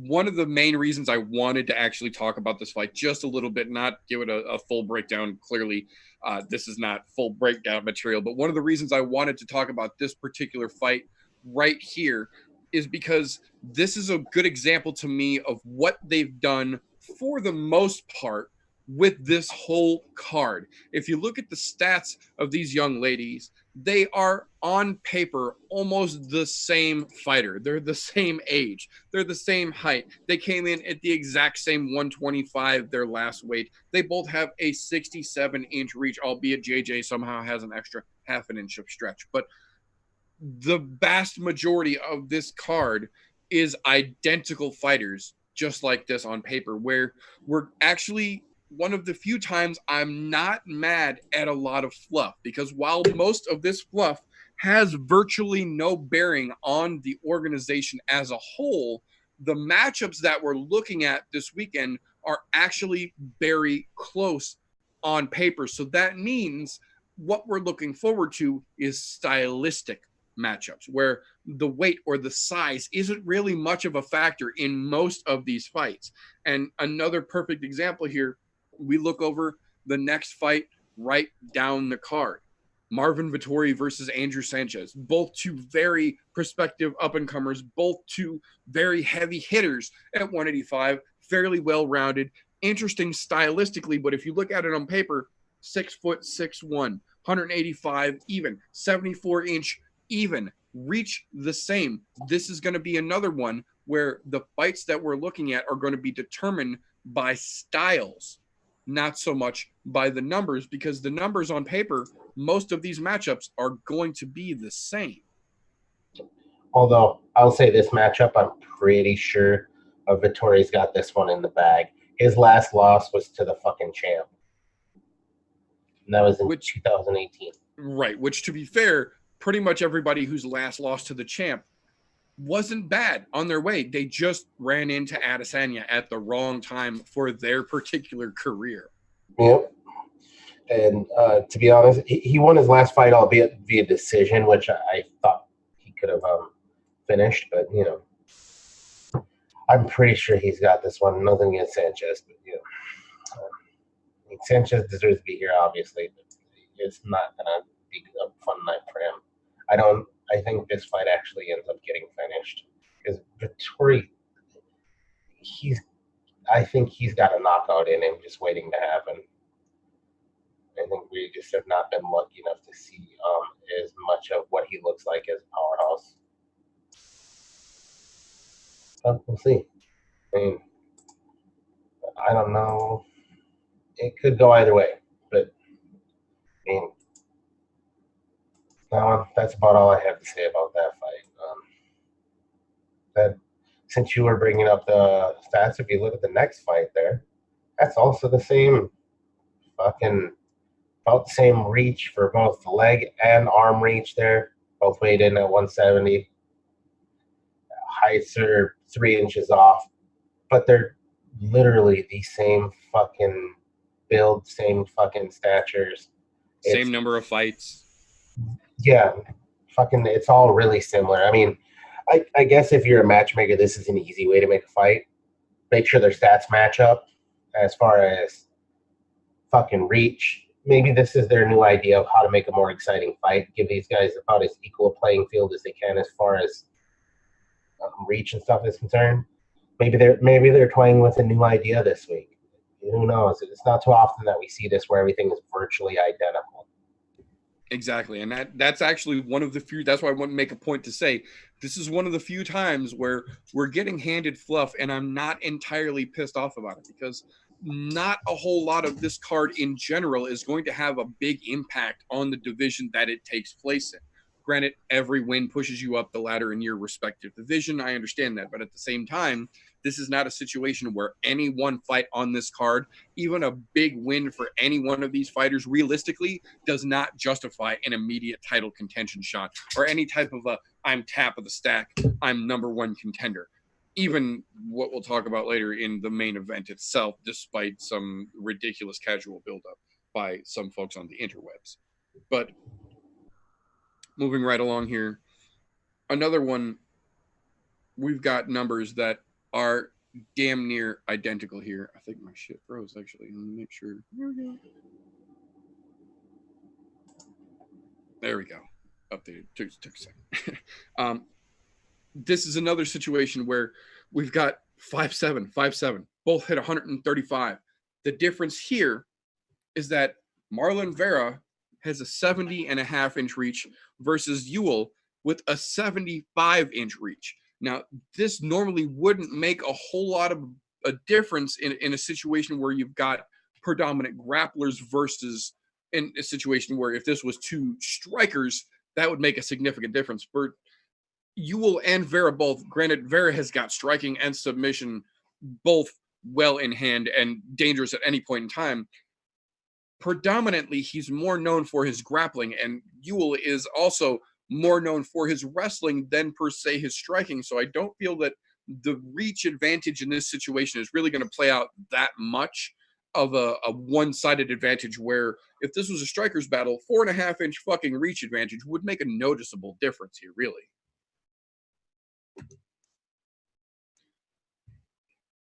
Yeah, but I don't have a lot to say about any of these undercard fights. I really don't. I think the worst part of this is none of them are needle movers for me as far as what they're going to do for their division. Don't be wrong. Every fight's a needle mover for me to watch because I enjoy MMA as a whole, but it doesn't. These fights have no bearing to me. It's just every one of these that are on this prelim fight or the early prelim, with the exception of one fight, which I think is the next fight on the card, if I remember correctly, has no bearing on their division. Right. This is all just stepping stones for see who's going to make that next step in their fucking progress. Yeah. So for the most part, I absolutely agree. This one in particular is one of the few on the prelim that I actually did want to talk about. And if you notice, if you look at the weight on this particular fight set here, you'll notice why I'm looking forward to talking about this particular fight. These two gentlemen are not from the same weight class. Figueiredo, we have been watching at flyweight, just absolutely kicking ass and taking names for the most part, with the exception of, obviously, there's a singular one in his L column. So with the exception of the one notable loss here, we have been watching Deiveson Figueiredo just absolutely tear his way through everyone and anyone that they have put in front of him. Now, on the other hand, you have got Tim Elliott, who, as you can see here, has traditionally been a bantamweight fighter, but you look up in the top left there, this is a flyweight match. So he's coming down to Figueiredo's level. And for someone whose essentially entire career, for the most part, took place at bantamweight, moving down to flyweight, while not unheard of, is not always going to be an easy thing. We have seen time and time again that moving weight classes down, especially from bantamweight to flyweight, doesn't always go as planned for a numerous laundry list of reasons that you would sometimes never even expect. But I'm interested to see how it's going to play out when we get a bantamweight coming down against a clearly top of the stack, floating like a fucking bobber, flyweight 125 top of the pack guy. Then we move along to another example of, on paper, virtually fucking identical. This is another one of those that is going to be made by the styles because they're almost the same physical build. They're almost the same age. They've got almost the same reach. Granted, again, this is another one of those where even though there's a 4-inch reach, they're both predominantly known for their wrestling way, way more than their striking. So it won't be as much of an impact on the handicap or the detriment level. The impact, the benefit that it will have in the fight is going to be minimal, realistically, unless we get to a situation where we're looking at a possible submission, especially in a rear naked choke situation. 4 more inches of arm to get around your opponent or to get leverage will absolutely make a difference. But this is one of those situations where neither one of these gentlemen are actually really known predominantly for being a submission threat. So while it's definitely going to be a bit of a grappling match with, every round starts on the feet, so a little bit of a striking test for them both, I don't feel that either one of these gentlemen will benefit from the reach advantage like they did before, or like they would have rather in a striker situation. This matchup, again, 6 foot, 150. Now, bear in mind here, we have a pair of 6 foot tall lightweights. 6 foot tall lightweights. But the main reason that I just wanted to show this one here is for that fucking glorious blonde mullet that Thomas Gifford rocks, because those are few and far between in the UFC. And, props to you for having the balls to keep rocking that damn thing. Now, this is where I get a little confused here, because the fight card on the website and then the fight card that I'm looking at now are not quite the same. This is showing as the premier fight for the prelims itself, even though there should be one more fight here. We'll take a look at that here on the main card in just a second. This fight itself will also be interesting because this is another one, surprise, surprise, like we just talked about, where we have got two gentlemen on paper seem identical, 6 foot, 6'4", little difference there. Both 205, coming in even, not having issues with weight. 75-inch reach versus 79-inch reach. 4-inch height difference. It's understandable. 4-inch reach difference would go along with it. This is a situation where we've got two gentlemen who can both wrestle and strike. So this one might actually have a little bit of a play out for that reach advantage to be more noticeable or be more prominent in the fight itself, actually having more of an impact noticeably than the other matches where we've got a similar height disadvantage. Let me take a look here real quick. See how they have it stacked, because they apparently have added it. Okay, so originally, Nico Price versus James Vick was going to be the premier fight on the prelims. It looks like they have officially moved it over to the main card itself here. Unless you're really excited about that Spann versus Clark fight, I say we're probably good to move in and talk about some meat and potatoes here. What do you think? Yeah, that wasn't even the needle mover for me on the prelims. I'm well beyond that now. Likewise. So we'll jump right into the meat and potatoes, as it were, the main card. The first fight I want to talk about here, right at the very tippy top, Eric Anders versus Gerald Mearshart. I say it time and time again, you don't get to the UFC by coincidence. If you're here, you've got at least some credibility to your name, so you can't disregard everyone as a soup can, even though the ironic twist to that is that soup cans very readily make it to the UFC. They generally don't last that long, but a soup can and will find its way to the UFC. So while you do have to do some work to get there, it's not a whole lot these days, apparently. Eric Anders, I won't say is full-blown soup can, but I'll be damned if he's not wearing a Campbell's logo on his lapel. The kid came in, he can't find his weight class. He can't find a camp that he likes. He can't find a region of the country that he wants to live in. I get it, dude. Everybody wants to be a fucking fighter. Everybody wants to be a UFC fighter because it's top of the fucking stack. But when you come in and you really seriously, genuinely intend to do this damn thing, you need to have at very least a fucking game plan. You need to know what division works for you. You need to have some semblance of a team behind you. At the very fucking least, a coach that you've been with for more than just the last couple of weeks, couple days in some scenarios for some of his fucking fights. Eric Anders, your boy, just never had a fucking game plan set out. He's bounced gyms. He's bounced weight classes. He just can't dial it in. And even when he says he feels like he's got it together and he's got it dialed in, he gets in the octagon and we see him get the shit beat out of him because he doesn't have it dialed in. Now, on the other side of that octagon here, we've got Gerald Mearshart, who, if you look at the record, would think is an old fucking hand, but then you look at his time in the UFC versus his actual record.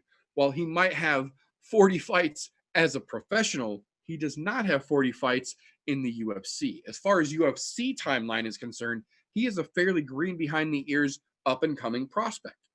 To his credit, he absolutely is a fucking prospect, and he is up and coming. He is making his way through the rankings.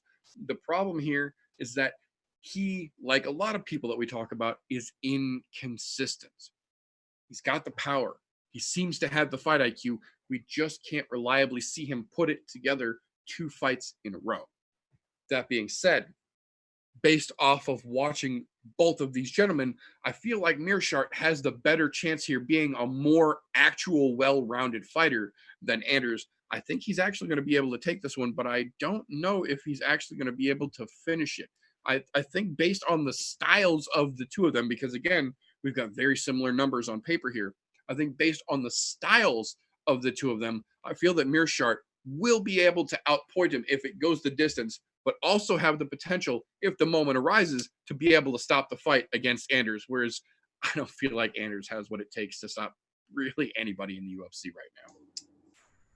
I don't think you could have nailed that any more on the fucking head. Eric Anders has been the epitome of can't get right. I'm good. Goes in there, gets blown the fuck out of the water without even looking like he showed up. Meerschaert, he's got the fucking lengthy resume, albeit most of them soup cans because they were outside of out of the UFC for most of his fights. But he's slowly starting to find his rhythm in the UFC, which that's a hard thing to fucking do considering how many good fighters there are here. But he's starting to look like he's starting to come into his own. Now, do I think he's going to ever fight for the title? No, I don't. However, do I think he will be a solid good middle of the pack guy? Like top 15? Yeah, I can see that out of him. But he does have that potential in my mind. He does not have title contention potential. However, prove me wrong, motherfucker. Prove me wrong. I would love to see that. But no, you about nailed the head. Knocked that one out of the park there. Hit the nail right on the head. As far as this is concerned, I don't think Eric Anders stands a fucking cold chance in hell. This is going to be jiddled all fucking day long. And to be honest, I think he will get the finish. It'll probably come middle of the third. Because he's going to have to gas Anders a little bit. Because Anders, of all the bad things I've just said about him, he is a fucking cockstrong motherfucker. So you gotta let those muscles suck up all that oxygen and gas his ass out. So I figure middle of the third, that's when he'll finish that one. Well, and as a testament to what we're talking about, him not being able to figure out where the fuck he fits in and where he's going to be comfortable at, this is another one of those situations like the Figueiredo-Elliott fight we were just talking about, where the fight is at middleweight. The fight is taking place at 185, but even now on the fight card itself, if you look right there, Anders is still listed as a 205er because he still doesn't know where the fuck he actually is going to fight. And especially in today's landscape, we've been talking about it time and time again with multiple different fighters. You can't bounce fucking weight classes like that, especially not 185 and 205 for multiple reasons we literally just got done discussing a few minutes ago. It's not that I've got anything against Anders specifically, but dude, you're in the worst 2 possible fucking divisions in the UFC to not be able to make up your mind which one you want to get your ass kicked in. So, moving along from there, one of the other fights that I was and am legitimately excited about on this card, despite it not having a whole lot of bearing in the division that it's taking place in, Matt Frivola versus Luis Violent Bob Ross Pena. These are 2 very, very exciting prospects in the UFC. Again, we got a situation here. You look at the things on paper, 7-1, 7-1-1, both of them in their later 20s, 5'8", 6'2", little bit of a reach difference here. Both of them tall, 155ers. Again, the 4-inch reach translates from that 4-inch height advantage, rather. But this one is an absolute representation of the two different styles making this matchup what's going to be so exciting. You've got a Matt Frivola who is more of a play it safe, make sure you're doing everything right, slow and methodical kind of guy. And then you look across the octagon and you've got Violent Bob Ross, who you don't know what the fuck he's going to throw at you next, where it's going to come from, or if he's going to do a cartwheel afterwards. This dude is legitimately dangerous from anywhere in the octagon that you will stand or roll or lay next to him. He can take it to the ground. He's got submission. He can stand on the feet, striking both hands and kicking, legitimately having a fairly good fucking resume in both. He's got the ability to grapple and grappling defense. So it's going to be interesting to see how he's going to be able to impose his will in this situation, because I feel, despite being the shorter guy, I think that Frivola actually has better grappling, better wrestling base, not maybe the jiu-jitsu side of it, because Pena definitely has some strong jiu-jitsu game, but I feel like Frivola has a better grappling and a better wrestling resume. And I think in this situation, the 4-inch reach advantage is actually going to be fairly mitigated, because while Pena is a striker and does like to use his range in his striking, Frivola is also not afraid to get inside the phone booth and take it right fucking to you, which is exactly how you counter a long rangy fighter like Pena. So I think this is going to be one of those close situations here. I don't think it's going to be a one-sided or a lopsided victory here, but I feel like even though I'm singing the praises of Matt Frivola, I still think that in this situation, Violent Bob Ross is going to have what it takes to get it done. But this is another one of those where, despite having the gut feeling that Bob Ross is going to do it for us here, I don't know that he's going to be able to get the finish. And that's not to say that he's not a finisher. We have seen clearly time and time again he is. I'm saying this more as a testament to the toughness of Matt Frivola and to the creativity of his style, to the methodic regiment that he puts down, the straightforward, no nonsense, do it right and fucking do it mentality that Frivola tends to bring here. I think that it's going to be a tough battle, but I feel like if it goes to the judges, this is another situation where I feel like the style that Pena brings is going to be able to point him into the victory column. But at the same time, if the moment should arise, if the opportunity should present itself, Pena is the type of dude that can capitalize on it. And even being a gigantic 155-pounder does legitimately have enough power to put somebody to sleep. I don't know that he's going to be able to put Frivola to sleep, but I feel like he's got enough overall in this particular match that I think that he's going to come away with the W at the very least. I think you really just like saying Violent Bob Ross, to be quite honest. I really think that's a lot of what this comes down to in your breakdown. I mean, that's what I'm hearing. Happy little elbows are more fun than happy little trees sometimes, is all I'm going to say. Fair enough. No, this fight for me, this is a coin flip. Like, I honestly can't pick a winner on this one. Namely because both of them are looking really fucking good at what they're doing. They're not completely polished. They're still rough around the edges, but where they're at in their careers individually, they look fucking fantastic for where they're at. Do I see this one getting a finish on either side? No, I don't. This one's going to end up going to decision. It's going to go all 3 rounds. If I was to call a winner, I would have to say it's going to be Violent Bob Ross, just because he does do a fantastic job of using his range during the fight and keeping somebody on the outside. Now, the other side of that, Frivola, he can get in close. If he uses his wrestling, that's going to really mitigate that fucking length. I mean, yes, Violent Bob Ross has himself some jiu-jitsu, but most fights that we see that are wrestling versus jiu-jitsu, the wrestling usually manages to mitigate the jiu-jitsu. Just how that ends up working nowadays, most of the time. And I say most of the time because there are the few exceptions to every rule, but this one's just going to go the distance. If I have to call it, I'll say Luis Pena, but I honestly am calling this a coin flip fight, which is good for the fans because, I mean, in my opinion, this ought to be a very exciting fight.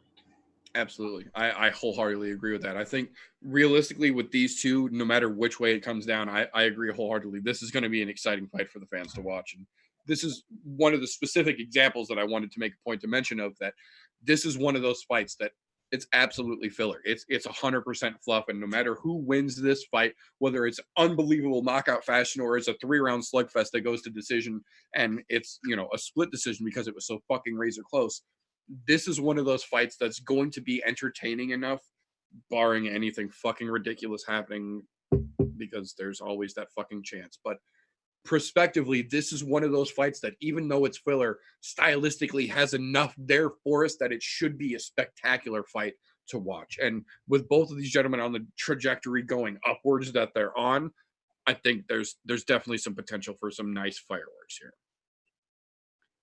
So because they moved it on me here, I'm going to jump over what they're showing as the next one to what we were originally going to talk about a moment ago as the prospective premier fight on the prelim card for this event, which now apparently has been bumped to full on spot on the main card, which I'm not mad at because I felt that this is going to be pretty much the most exciting thing on the prelim card to begin with anyways. No disrespect to JJ, you're fucking great and I hope you get your shit together, but sweetheart, you just ain't as exciting as fucking Nico Price is. So Nico Price versus James the Texican Cushioner Vic. Now, this, despite being an exciting potential fight, really doesn't have a whole lot of meat and potatoes, as it were, to the fight itself here.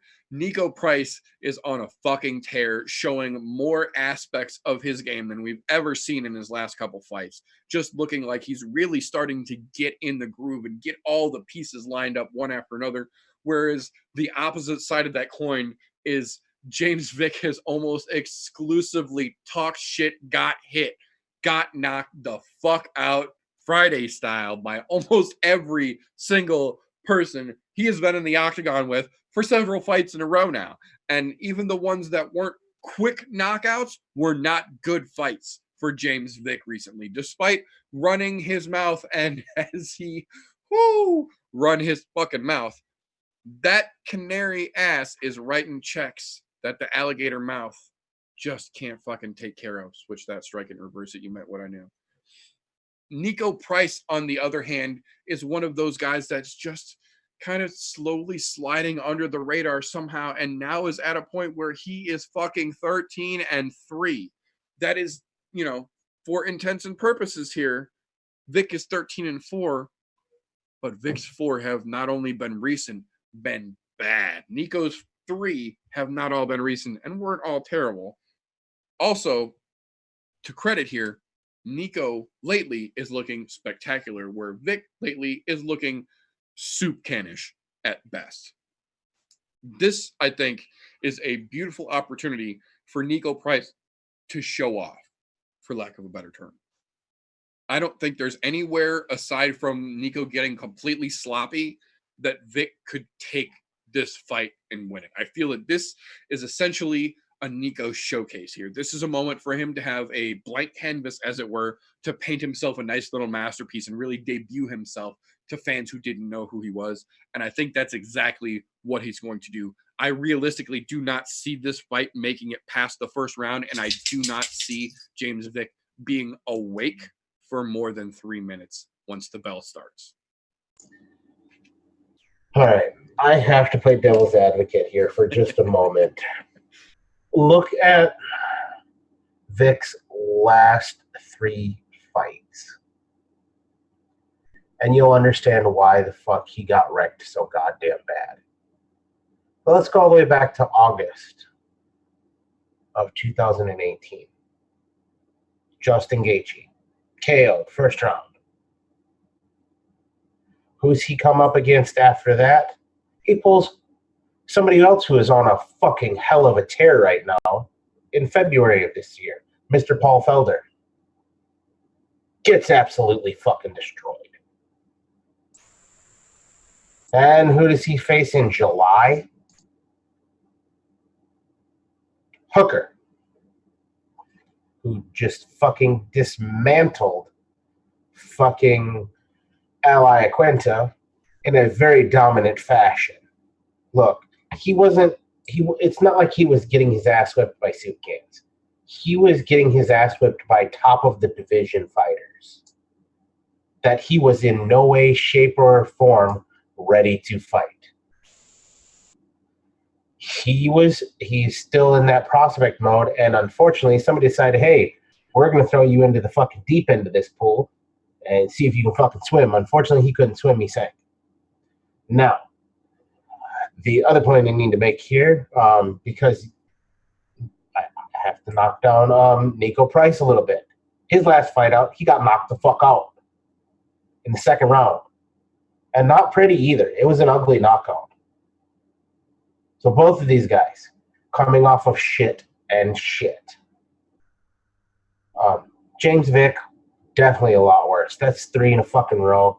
I understand why they've kept him. He got beat up by the best of the best in the division right now.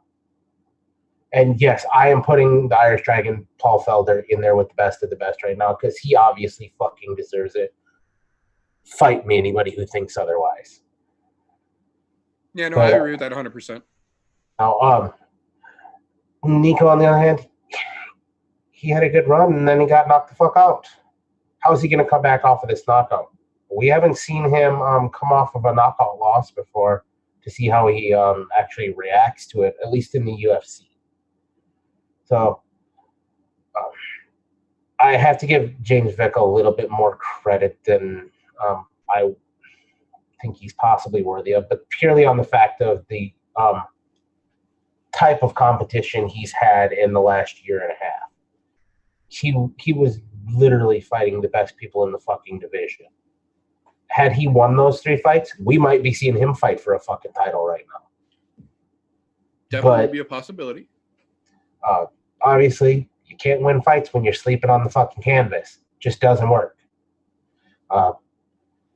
Nico, on the other hand, he was hot up until he got fucking knocked out. I just want to see what's going to happen, how he comes back from it. And is this finally the moment that James Vick finally gets his shit back together? Because to be honest, both of them, if they would have fought a year and a half ago, this would have been a lot more of an interesting fight because they were both on about the same tear at that point. But this is another case of the UFC fucking fans over of what would have been a good fight a year and a half ago, and we'll wait until one of them is completely demolished. And we're going to pray to God that Nico Price gets the win because we want to see him win more than we want to see James Vick, which is why we basically fed him to the sharks. And now we're throwing him to the bottom of the trash pile. Look, to be quite honest, I hope Vick wins this fight. I don't think that he will, but I hope he does, just so he can stick it to the fucking UFC because they did really fuck him. Yeah. Why would you send somebody to the sharks? Not once, not twice, but 3 times. First time, yeah, that fucking first time, okay, you send him to Gaethje. We all knew at that point what was going to happen. He walked himself into that match, really. And he did. But then they continued to allow it. Look, I'm pretty sure I've seen Dana do with a lot of fighters, look, no, you're not ready, son. Or, hey, even let's go the Iceman Chuck Liddell route. It's time you need to fucking retire or push off this fucking boat. Why the fuck did nobody step in here? Paul Felder and then fucking goddamn Hooker? What the actual fuck? But, you know, I guess that's probably because it makes me more upset just to see who he lost to. And which is also understandable, realistically. I mean, realistically, he had no business in there with any of those 3. None of those. Those guys are designated fucking killers. And you were still in the show pony league. You weren't ready to jump fences. What's going to end up happening is I think Nico Price wins this fight. And I'm pretty sure it's going to be via knockout because now 3 knockouts in a row for Vic. He's susceptible to it. That's just how that works.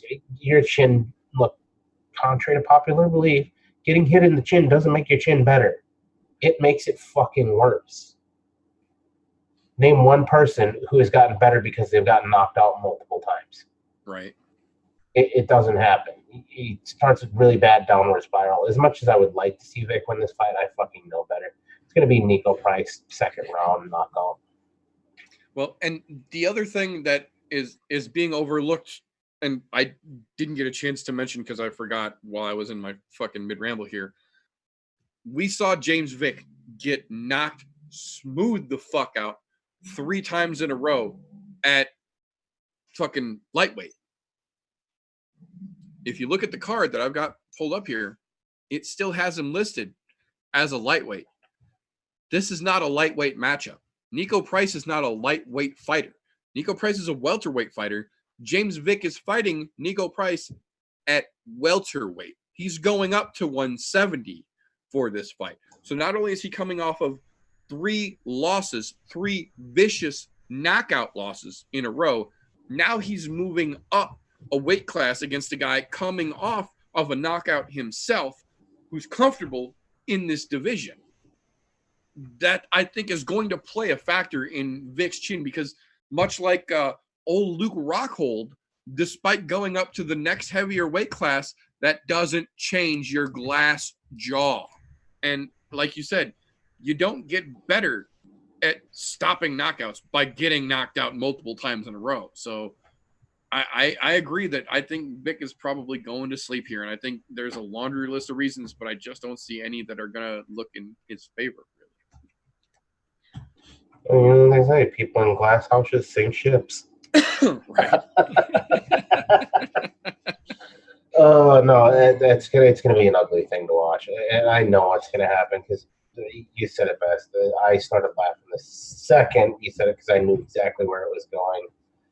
And we've seen it time and time again. These guys that think that making the jump up is going to save their career. It's not doing it. You got to find a better way around it. Look, Vic, you are just in a division of killers. That's the 155-pound division right now. They're fucking top heavy. Hell yeah. And rightfully so. Those guys that are fighting at that level are fucking just tremendously amazing right now to watch. I mean, in fact, while we were chatting earlier, I did take a look at the 155-pound division just because I wanted to see what happened with the rankings after Allied went lost. Guess who is still ranked above Hooker? Paul the Irish Dragon Felder. Saying maybe that's their next fight, Paul Felder and fucking Dan Hooker. I mean, they're both making claws for the top of the stack, and neither one of them are quite there yet, but I think that might be a for lack of a better word, a top 5 eliminator. Yeah, because they have Felder ranked at 6 right now. And but Al was 5 and just got beat, so yeah. Either way, it's a fantastic thing to say that he came out of division of killers and now he's going to get killed because he thinks going to 170 is going to save him. Good luck, pal. Yep, that's all I have to say is good luck, because people at that bigger weight class, they hit harder. A lot fucking harder. Welterweights hit a lot fucking harder than lightweights do. Ask Connor what happened his first time out at 170 and a guy who was used to fighting at 155. Didn't go so fucking swell, I tell you that much. Yep. But moving along from there, that will bring us to everyone's favorite segment of the show, the moment where the hardcore, super deep in it fans like TJ and myself here take a step back and we let someone with a little more optimistic, a little more fresh set of eyes, if you will, take a glance at the card and let us know what they think. That's right, I'm talking about the one and only The Casual Corner with Miss LUMI herself. Compared to me and TJ seeing this shit, yeah. Optimistic, guys? I can't even say that I'm optimistic for this fight. Like, I don't know, I'm starting to get real burned out looking through this fucking shit card. So shit, in fact, that this freaking co-main event has only had one fucking fight, and me being new, didn't know how to read this. So I log into the UFC, do my homework, just like I always try to do. I don't do much, but I do a little bit. And then I see this man, Crone, is going against this Cub dude but he doesn't show any record. It doesn't even show that he won his last match via possibly the choky thing. But then he's going up against somebody that's 25-10. Like, your win to lose ratio is getting pretty bad. If this is what they're struggling for and reaching for a co-main event, you shouldn't fucking do a stream or a show, whatever, and fucking have to resort to this kind of shit. It should be optional. This is not something to get hyped up about. Just no stats. Seriously. The fact that this other guy has 40% decision, this Cub dude, and the one fight that the Crone did is 0% decision, obviously, where he choked him out, knocked out, whatever. Submission. There we go. Submission, because that's all he's got, is one submission on his record. Hopefully he'll do it again. Maybe I'll become excited. As of right now, not too excited. I don't have any predictions for this. It's just crap. Just crap. Which, to be fair, is actually part of the reason why I love this segment being Casual Corner, is because this is exactly what I was talking about, that optimistic point of view where you see this fight completely different than TJ and I see it, because we're so balls deep in this community, because we're such hardcore fans. Your perspective on this fight is completely different than what TJ and I do, and I love that we get all sides of the opinions here. Okay, I suppose. Then we go to chicks. The only thing interesting that I have seen with the chicks is some video of this karate hottie chick taking cans off of people's heads. Cool trick, bro. Cool trick. Pretty. Nice ass. Cool trick. You kind of make yourself look a little fucking ditzy in that video. I don't much appreciate that. I like the chicks that are serious, come in. I don't... Just, you looked ditzy. Did you know she's a mom? Oh my gosh. Probably where she got the nice ass, her hips had to expand. Yeah. No. Not too enthusiastic about this either. Joanna, I think I've heard of her. Yep. I don't recall getting too excited for her last time. No. No, last time we saw her, we watched Valentina beat the shit out of her. Would explain why. Again. Woohoo! You lasted all of like 9 minutes. Not exciting. Not exciting. I will be impressed if this karate hottie looks pretty tomorrow. That'll be exciting to see a pretty chick fighting. Chances are she's probably covered in makeup when she's doing her ditzy kicks and pictures. So,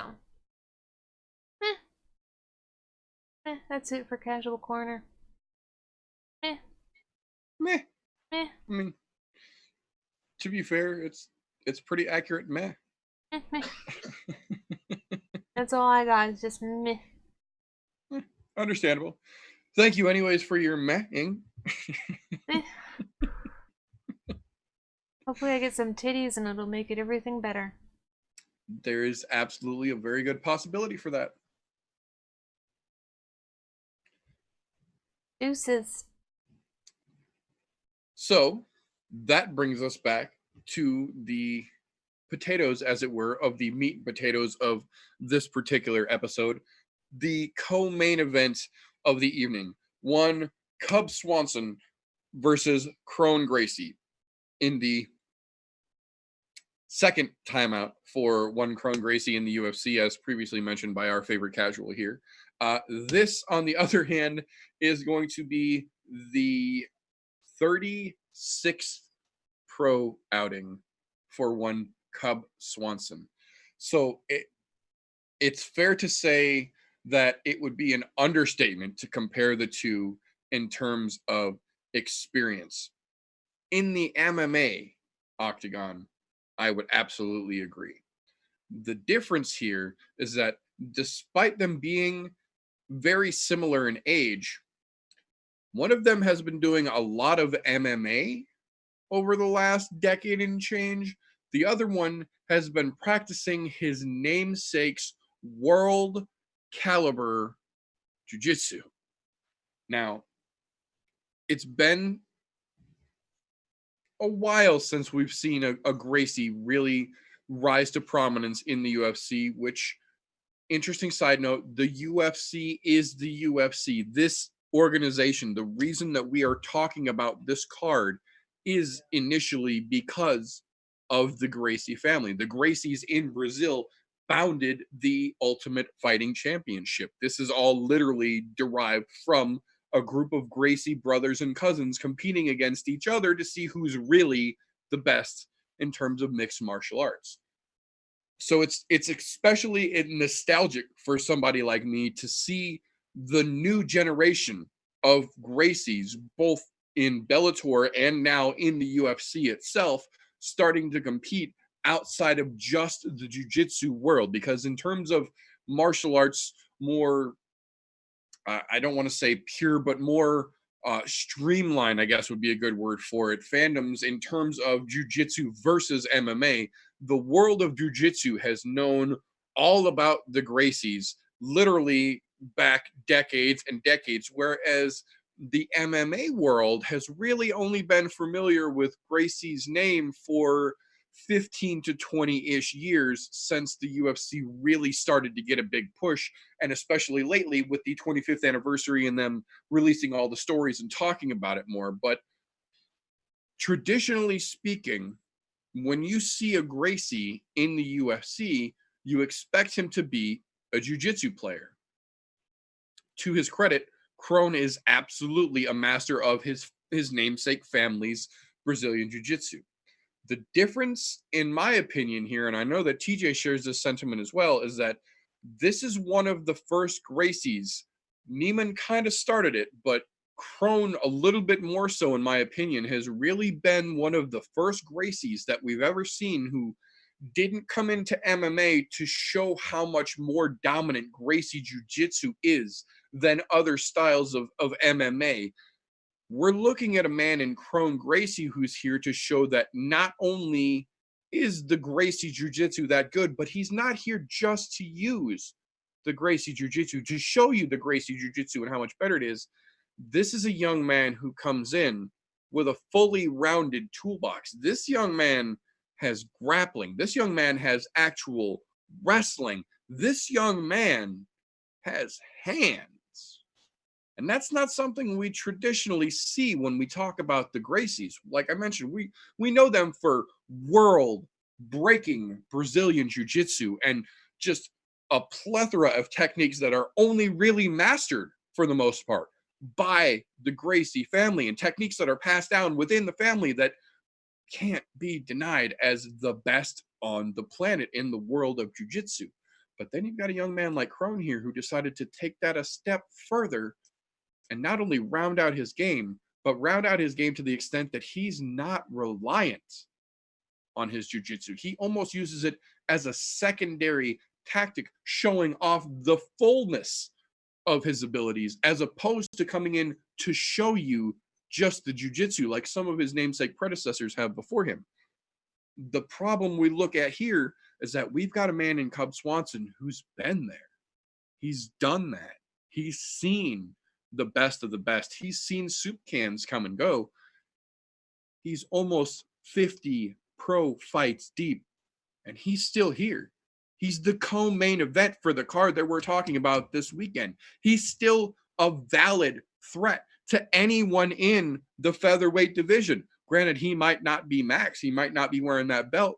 But I guarantee you, if you tell anyone in the featherweight division, top 15, that their next fight is against Cub Swanson, they're going to take it seriously for a very good reason. Cub Swanson is equally dangerous anywhere this fight can go. If it stays on the feet, Cub can throw. If it comes to grappling, Cub can wrestle. If it goes to the ground, Cub's got some jiu-jitsu as well. The difference I feel here is that while Cub's been working in the world of MMA, Krone's been preparing for the world of MMA. He's been rounding off all those rough edges that we talk about in some other fighters here, and he's come to the place to perform, that is the UFC, ready to go, not needing those tune-up fights and those little adjustments that most people come to the UFC still needing to do, not needing to make the adjustments that most soup cans haven't been able to make yet. Maybe it's because of his name, maybe it's not, but it sure as fuck seems like Kron Gracie is a different kind of Gracie than we've seen before. And I think in this particular situation, against a man tough as he is and Cub Swanson, I think we're going to see a Gracie victory on Saturday night. The problem for me is that because both of these gentlemen are so well-rounded, I really can't envision how this fight is going to end. There's every possibility to me that it could go a full 3-round battle, go to decision by judges. This could be a submission on either part. This could be a knockout from either gentleman because they're both legitimate in all aspects of the fight. The only thing that I am certain of from my little MMA gut feeling is that we're going to see a Gracie get his hand raised at the end of Saturday night, despite a valiant effort from Cub.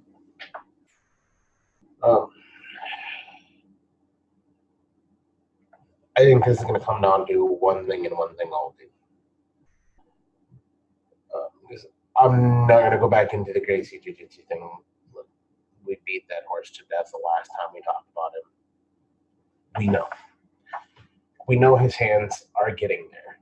I won't say he has phenomenal hands at this point, but he has fucking hands. For a Gracie, compared to every other Gracie that has walked before him, he has fucking hands.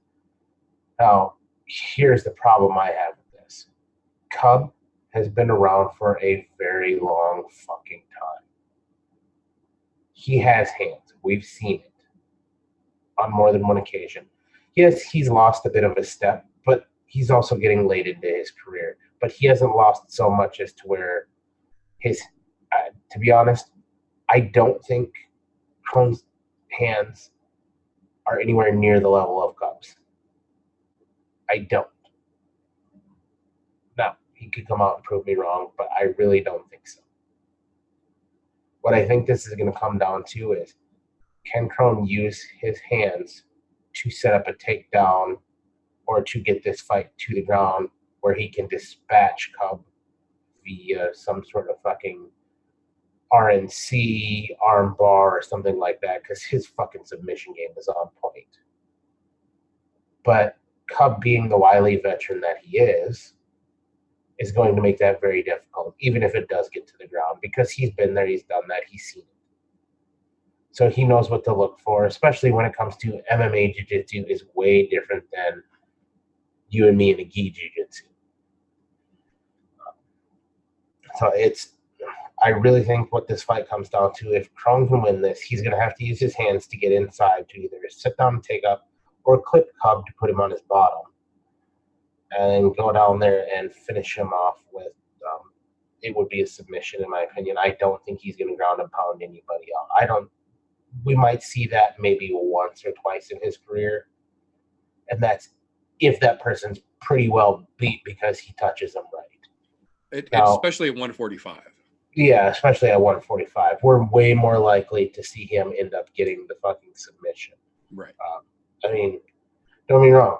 Cub at this weight class has put some people away legitimately and in dominant fashion with hands. But it doesn't happen that often. Most of the time, these fights end up going the distance because, to be honest, at 145, most of them don't hit that hard. And I say most, there's an exception to the rule here, a la Conor McGregor when McGregor was fighting at 145, where he was one-punch KOing motherfuckers. But that's a whole different animal because neither one of these guys are that kind of fighter. So what I think is going to end up happening here is I think this fight goes into late second round, early third, and Kron's going to end up getting it via submission. What type, I'm not positive. Chances are probably be rear naked choke because, to be honest, I'm calling it because it's common, and his jiu-jitsu game is so strong, it's not hard for him to get somebody in the RNC. But I could also see a good fucking guillotine out of him, though, too. I mean, he comes from that Gracie background. I mean, look at Brian T. Studio Ortega. He's not even a Gracie, but that man's fucking guillotine is on point because he is a Gracie black belt. Yeah. He's almost a Gracie. Yeah, he's pretty much. I mean, he basically lives in the gym there, so, Yeah. But, yeah, the only way Cub gets this done is if he can keep it on his feet. If he keeps it on the feet, he'll outpoint Kron all day fucking long. Guaranteed. Otherwise, it's going to be Gracie if he had probably rear naked choke the late second, early third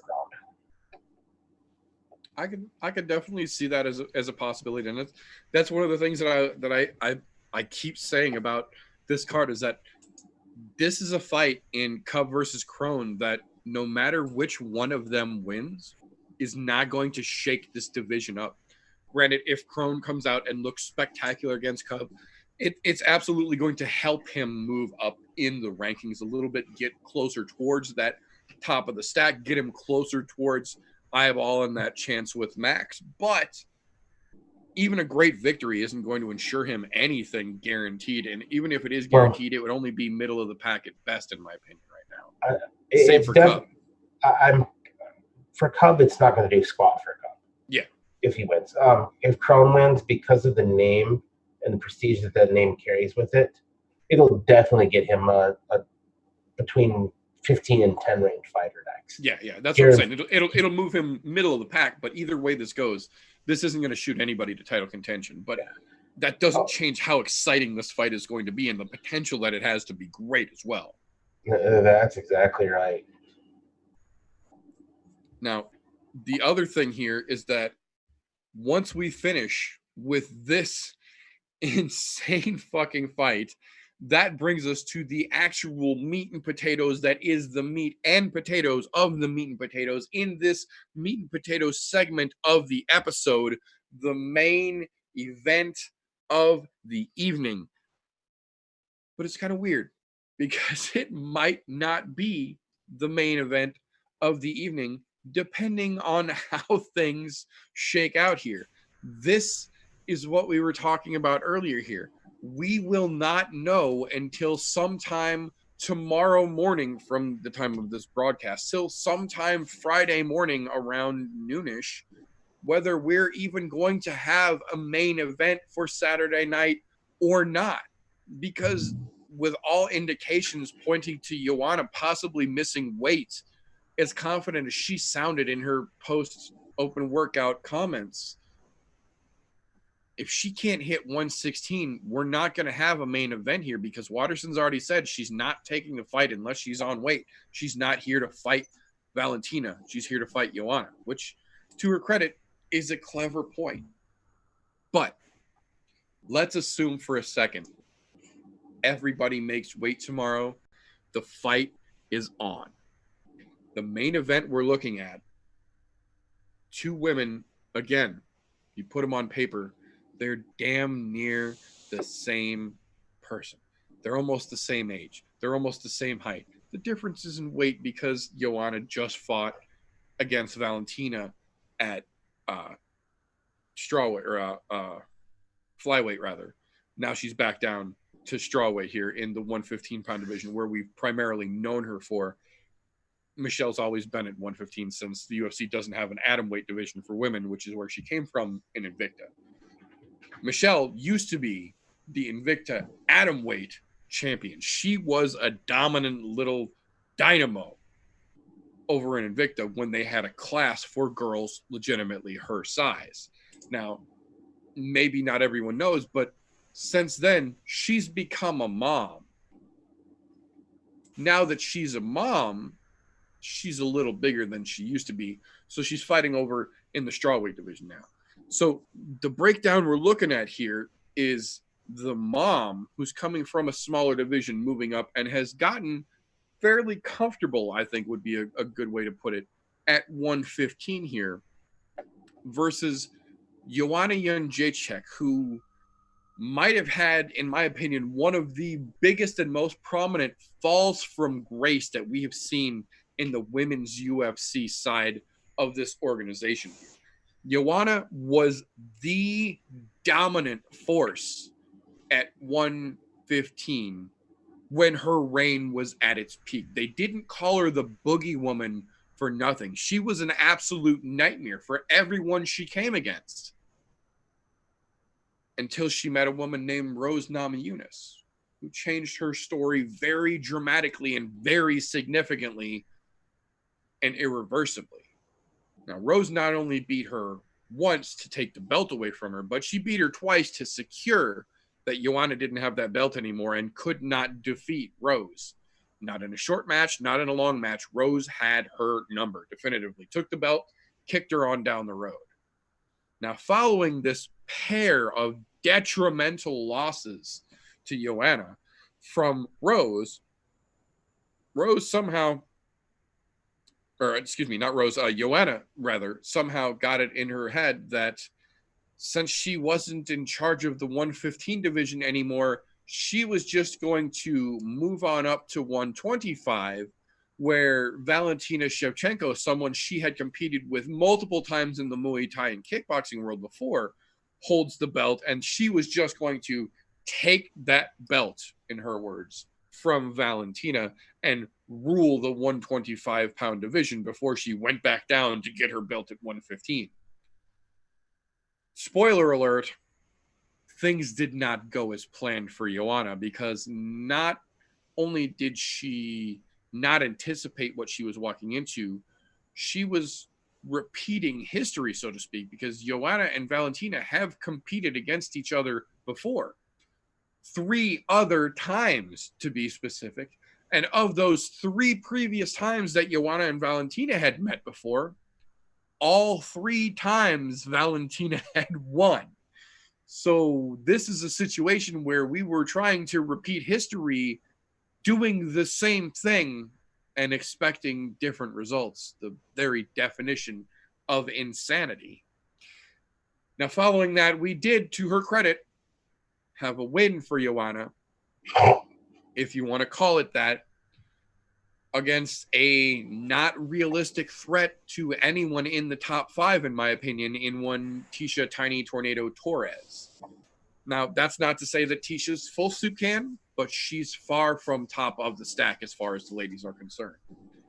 Now, you look on the other side here, and the mom champ, respectively, that even cringes my tongue to say a little bit, is coming off of a single loss to Tisha Torres, of all people, even though it was a decision loss, to Tisha Torres, of all people, followed immediately by 3 back-to-back-to-back wins with an asterisk. Because all 3 of those wins that she's had since that loss to Tisha Torres, of all people, were decision wins, and none of them were really spectacular decision wins at that. So we've got a situation here where we've got a 1-3 former champion in Joanna versus a 3-1 in the last 4 trying to be a mom champ karate hottie here. Both of them trying to say, and abundantly during the last week or so, that this fight is going to put them with a win as the next title contender in the strawweight division for the women. Now, on one hand, I understand the confidence, but on the other hand, Joanna's number 5 right now.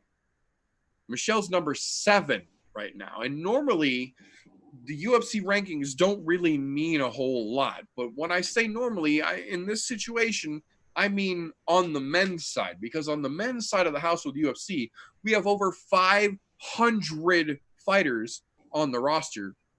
Whereas over on the women's side, there are less than 100 in all the divisions combined, the majority of them being in the 115 and 125 pound range.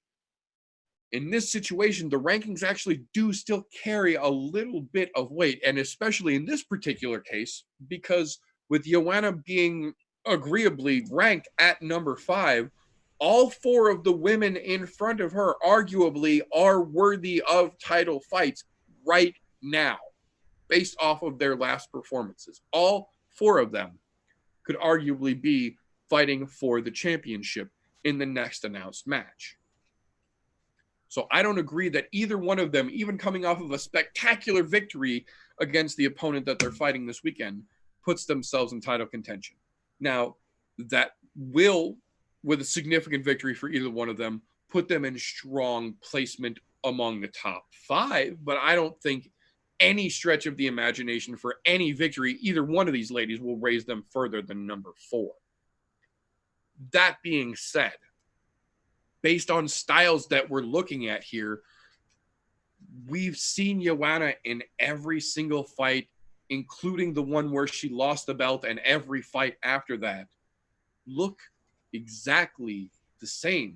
We're seeing in the octagon a carbon copy of the same Joanna that lost the belt to begin with. She's not making any changes to her style, to her game, to her technique, to the way she does what she does.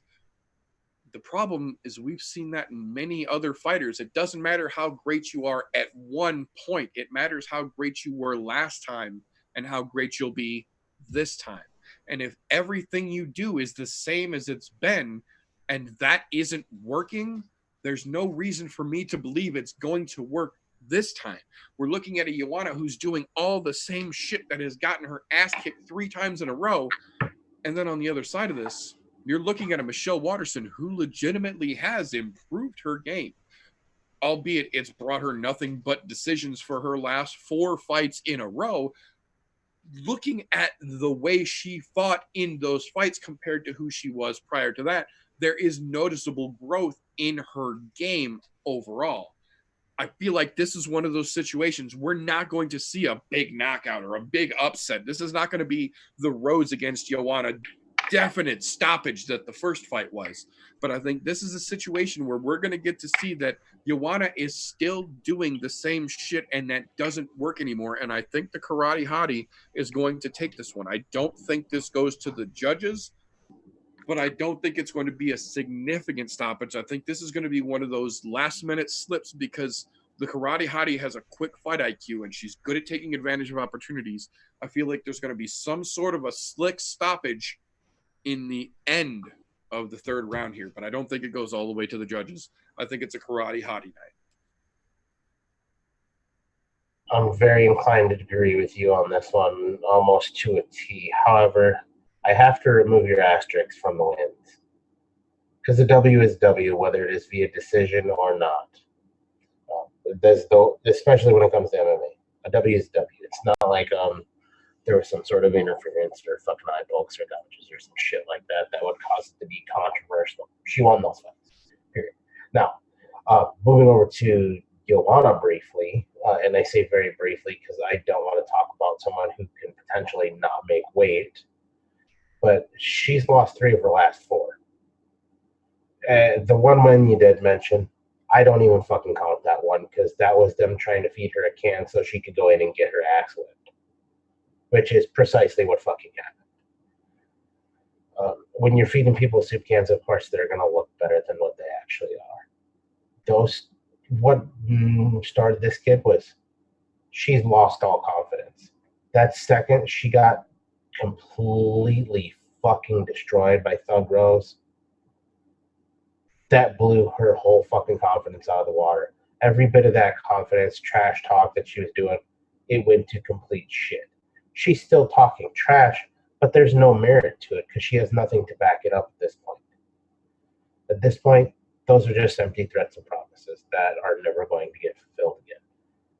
The worst part of this is knowing that the UFC is willing to pay a fucking I missed weight fine for this because they want her to get another shot.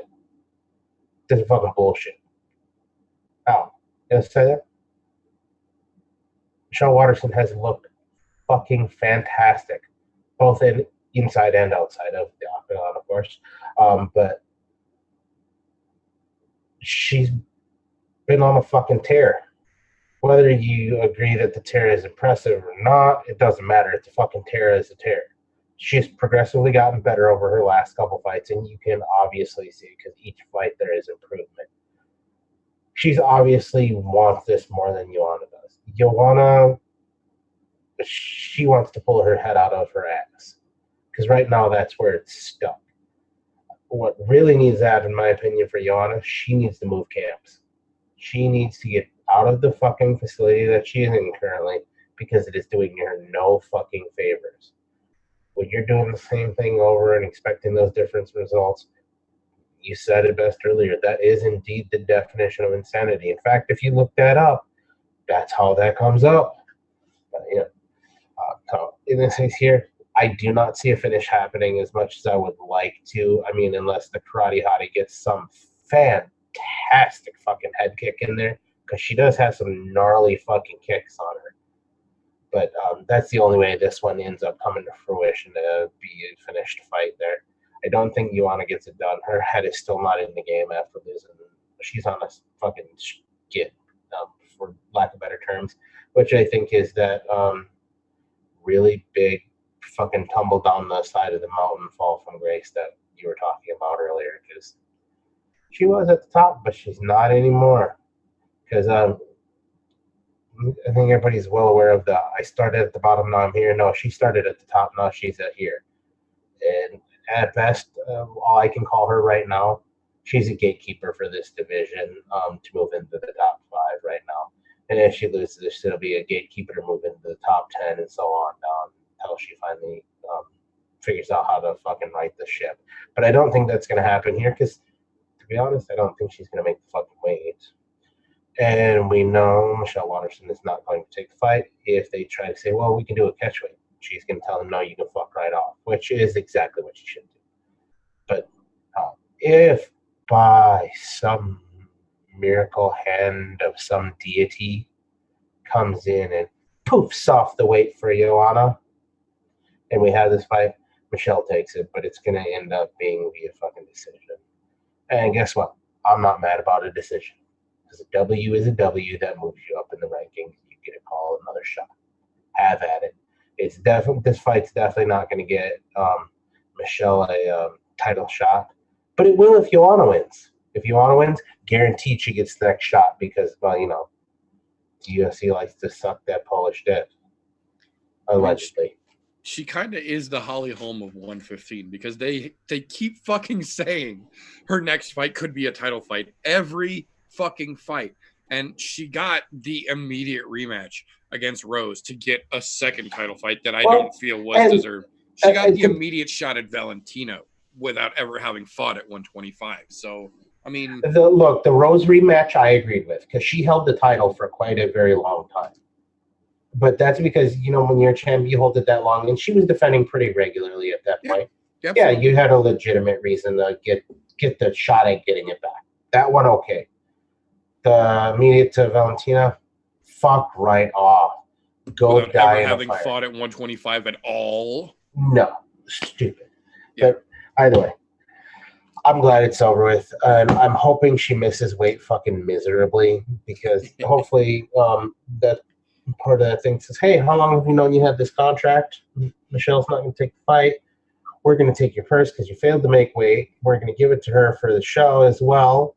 So I'm just saying, Michelle's going to make some money on this fight regardless, and she's going to make even more if she dispatches her fucking phenomenally. Right. But who knows? We'll see.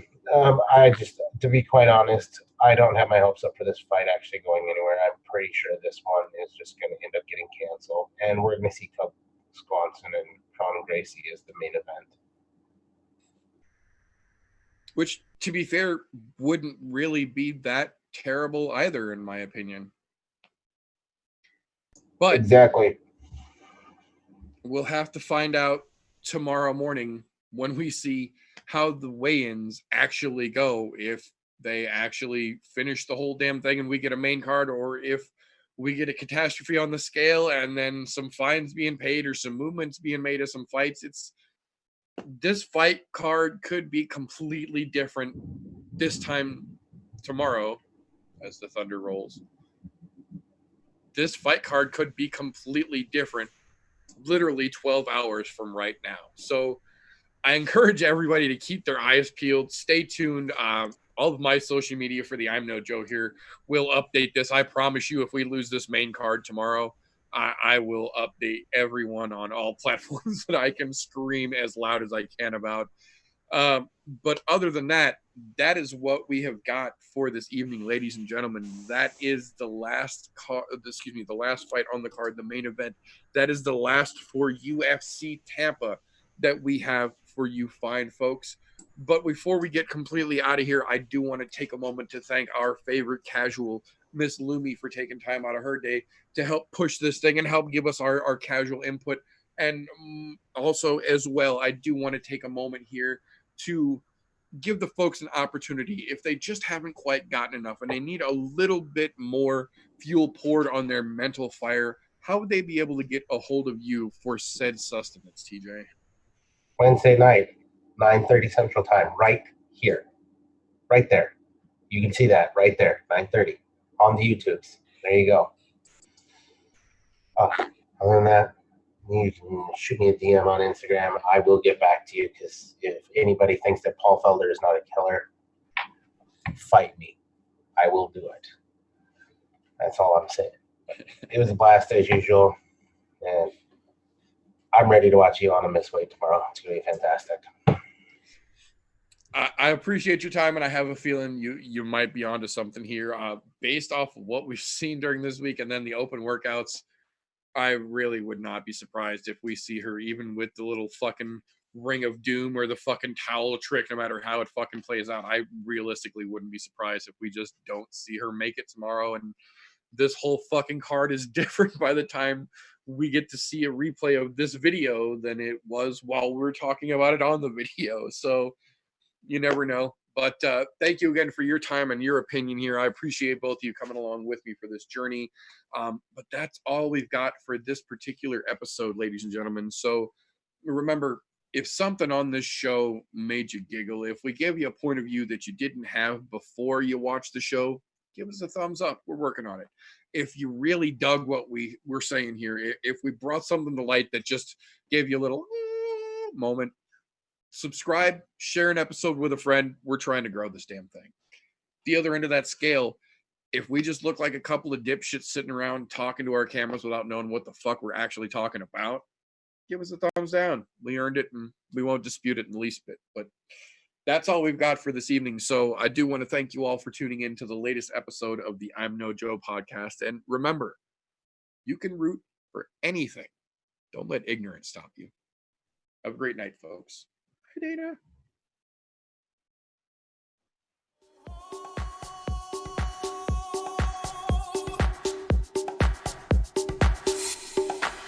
Everybody was kung fu fighting.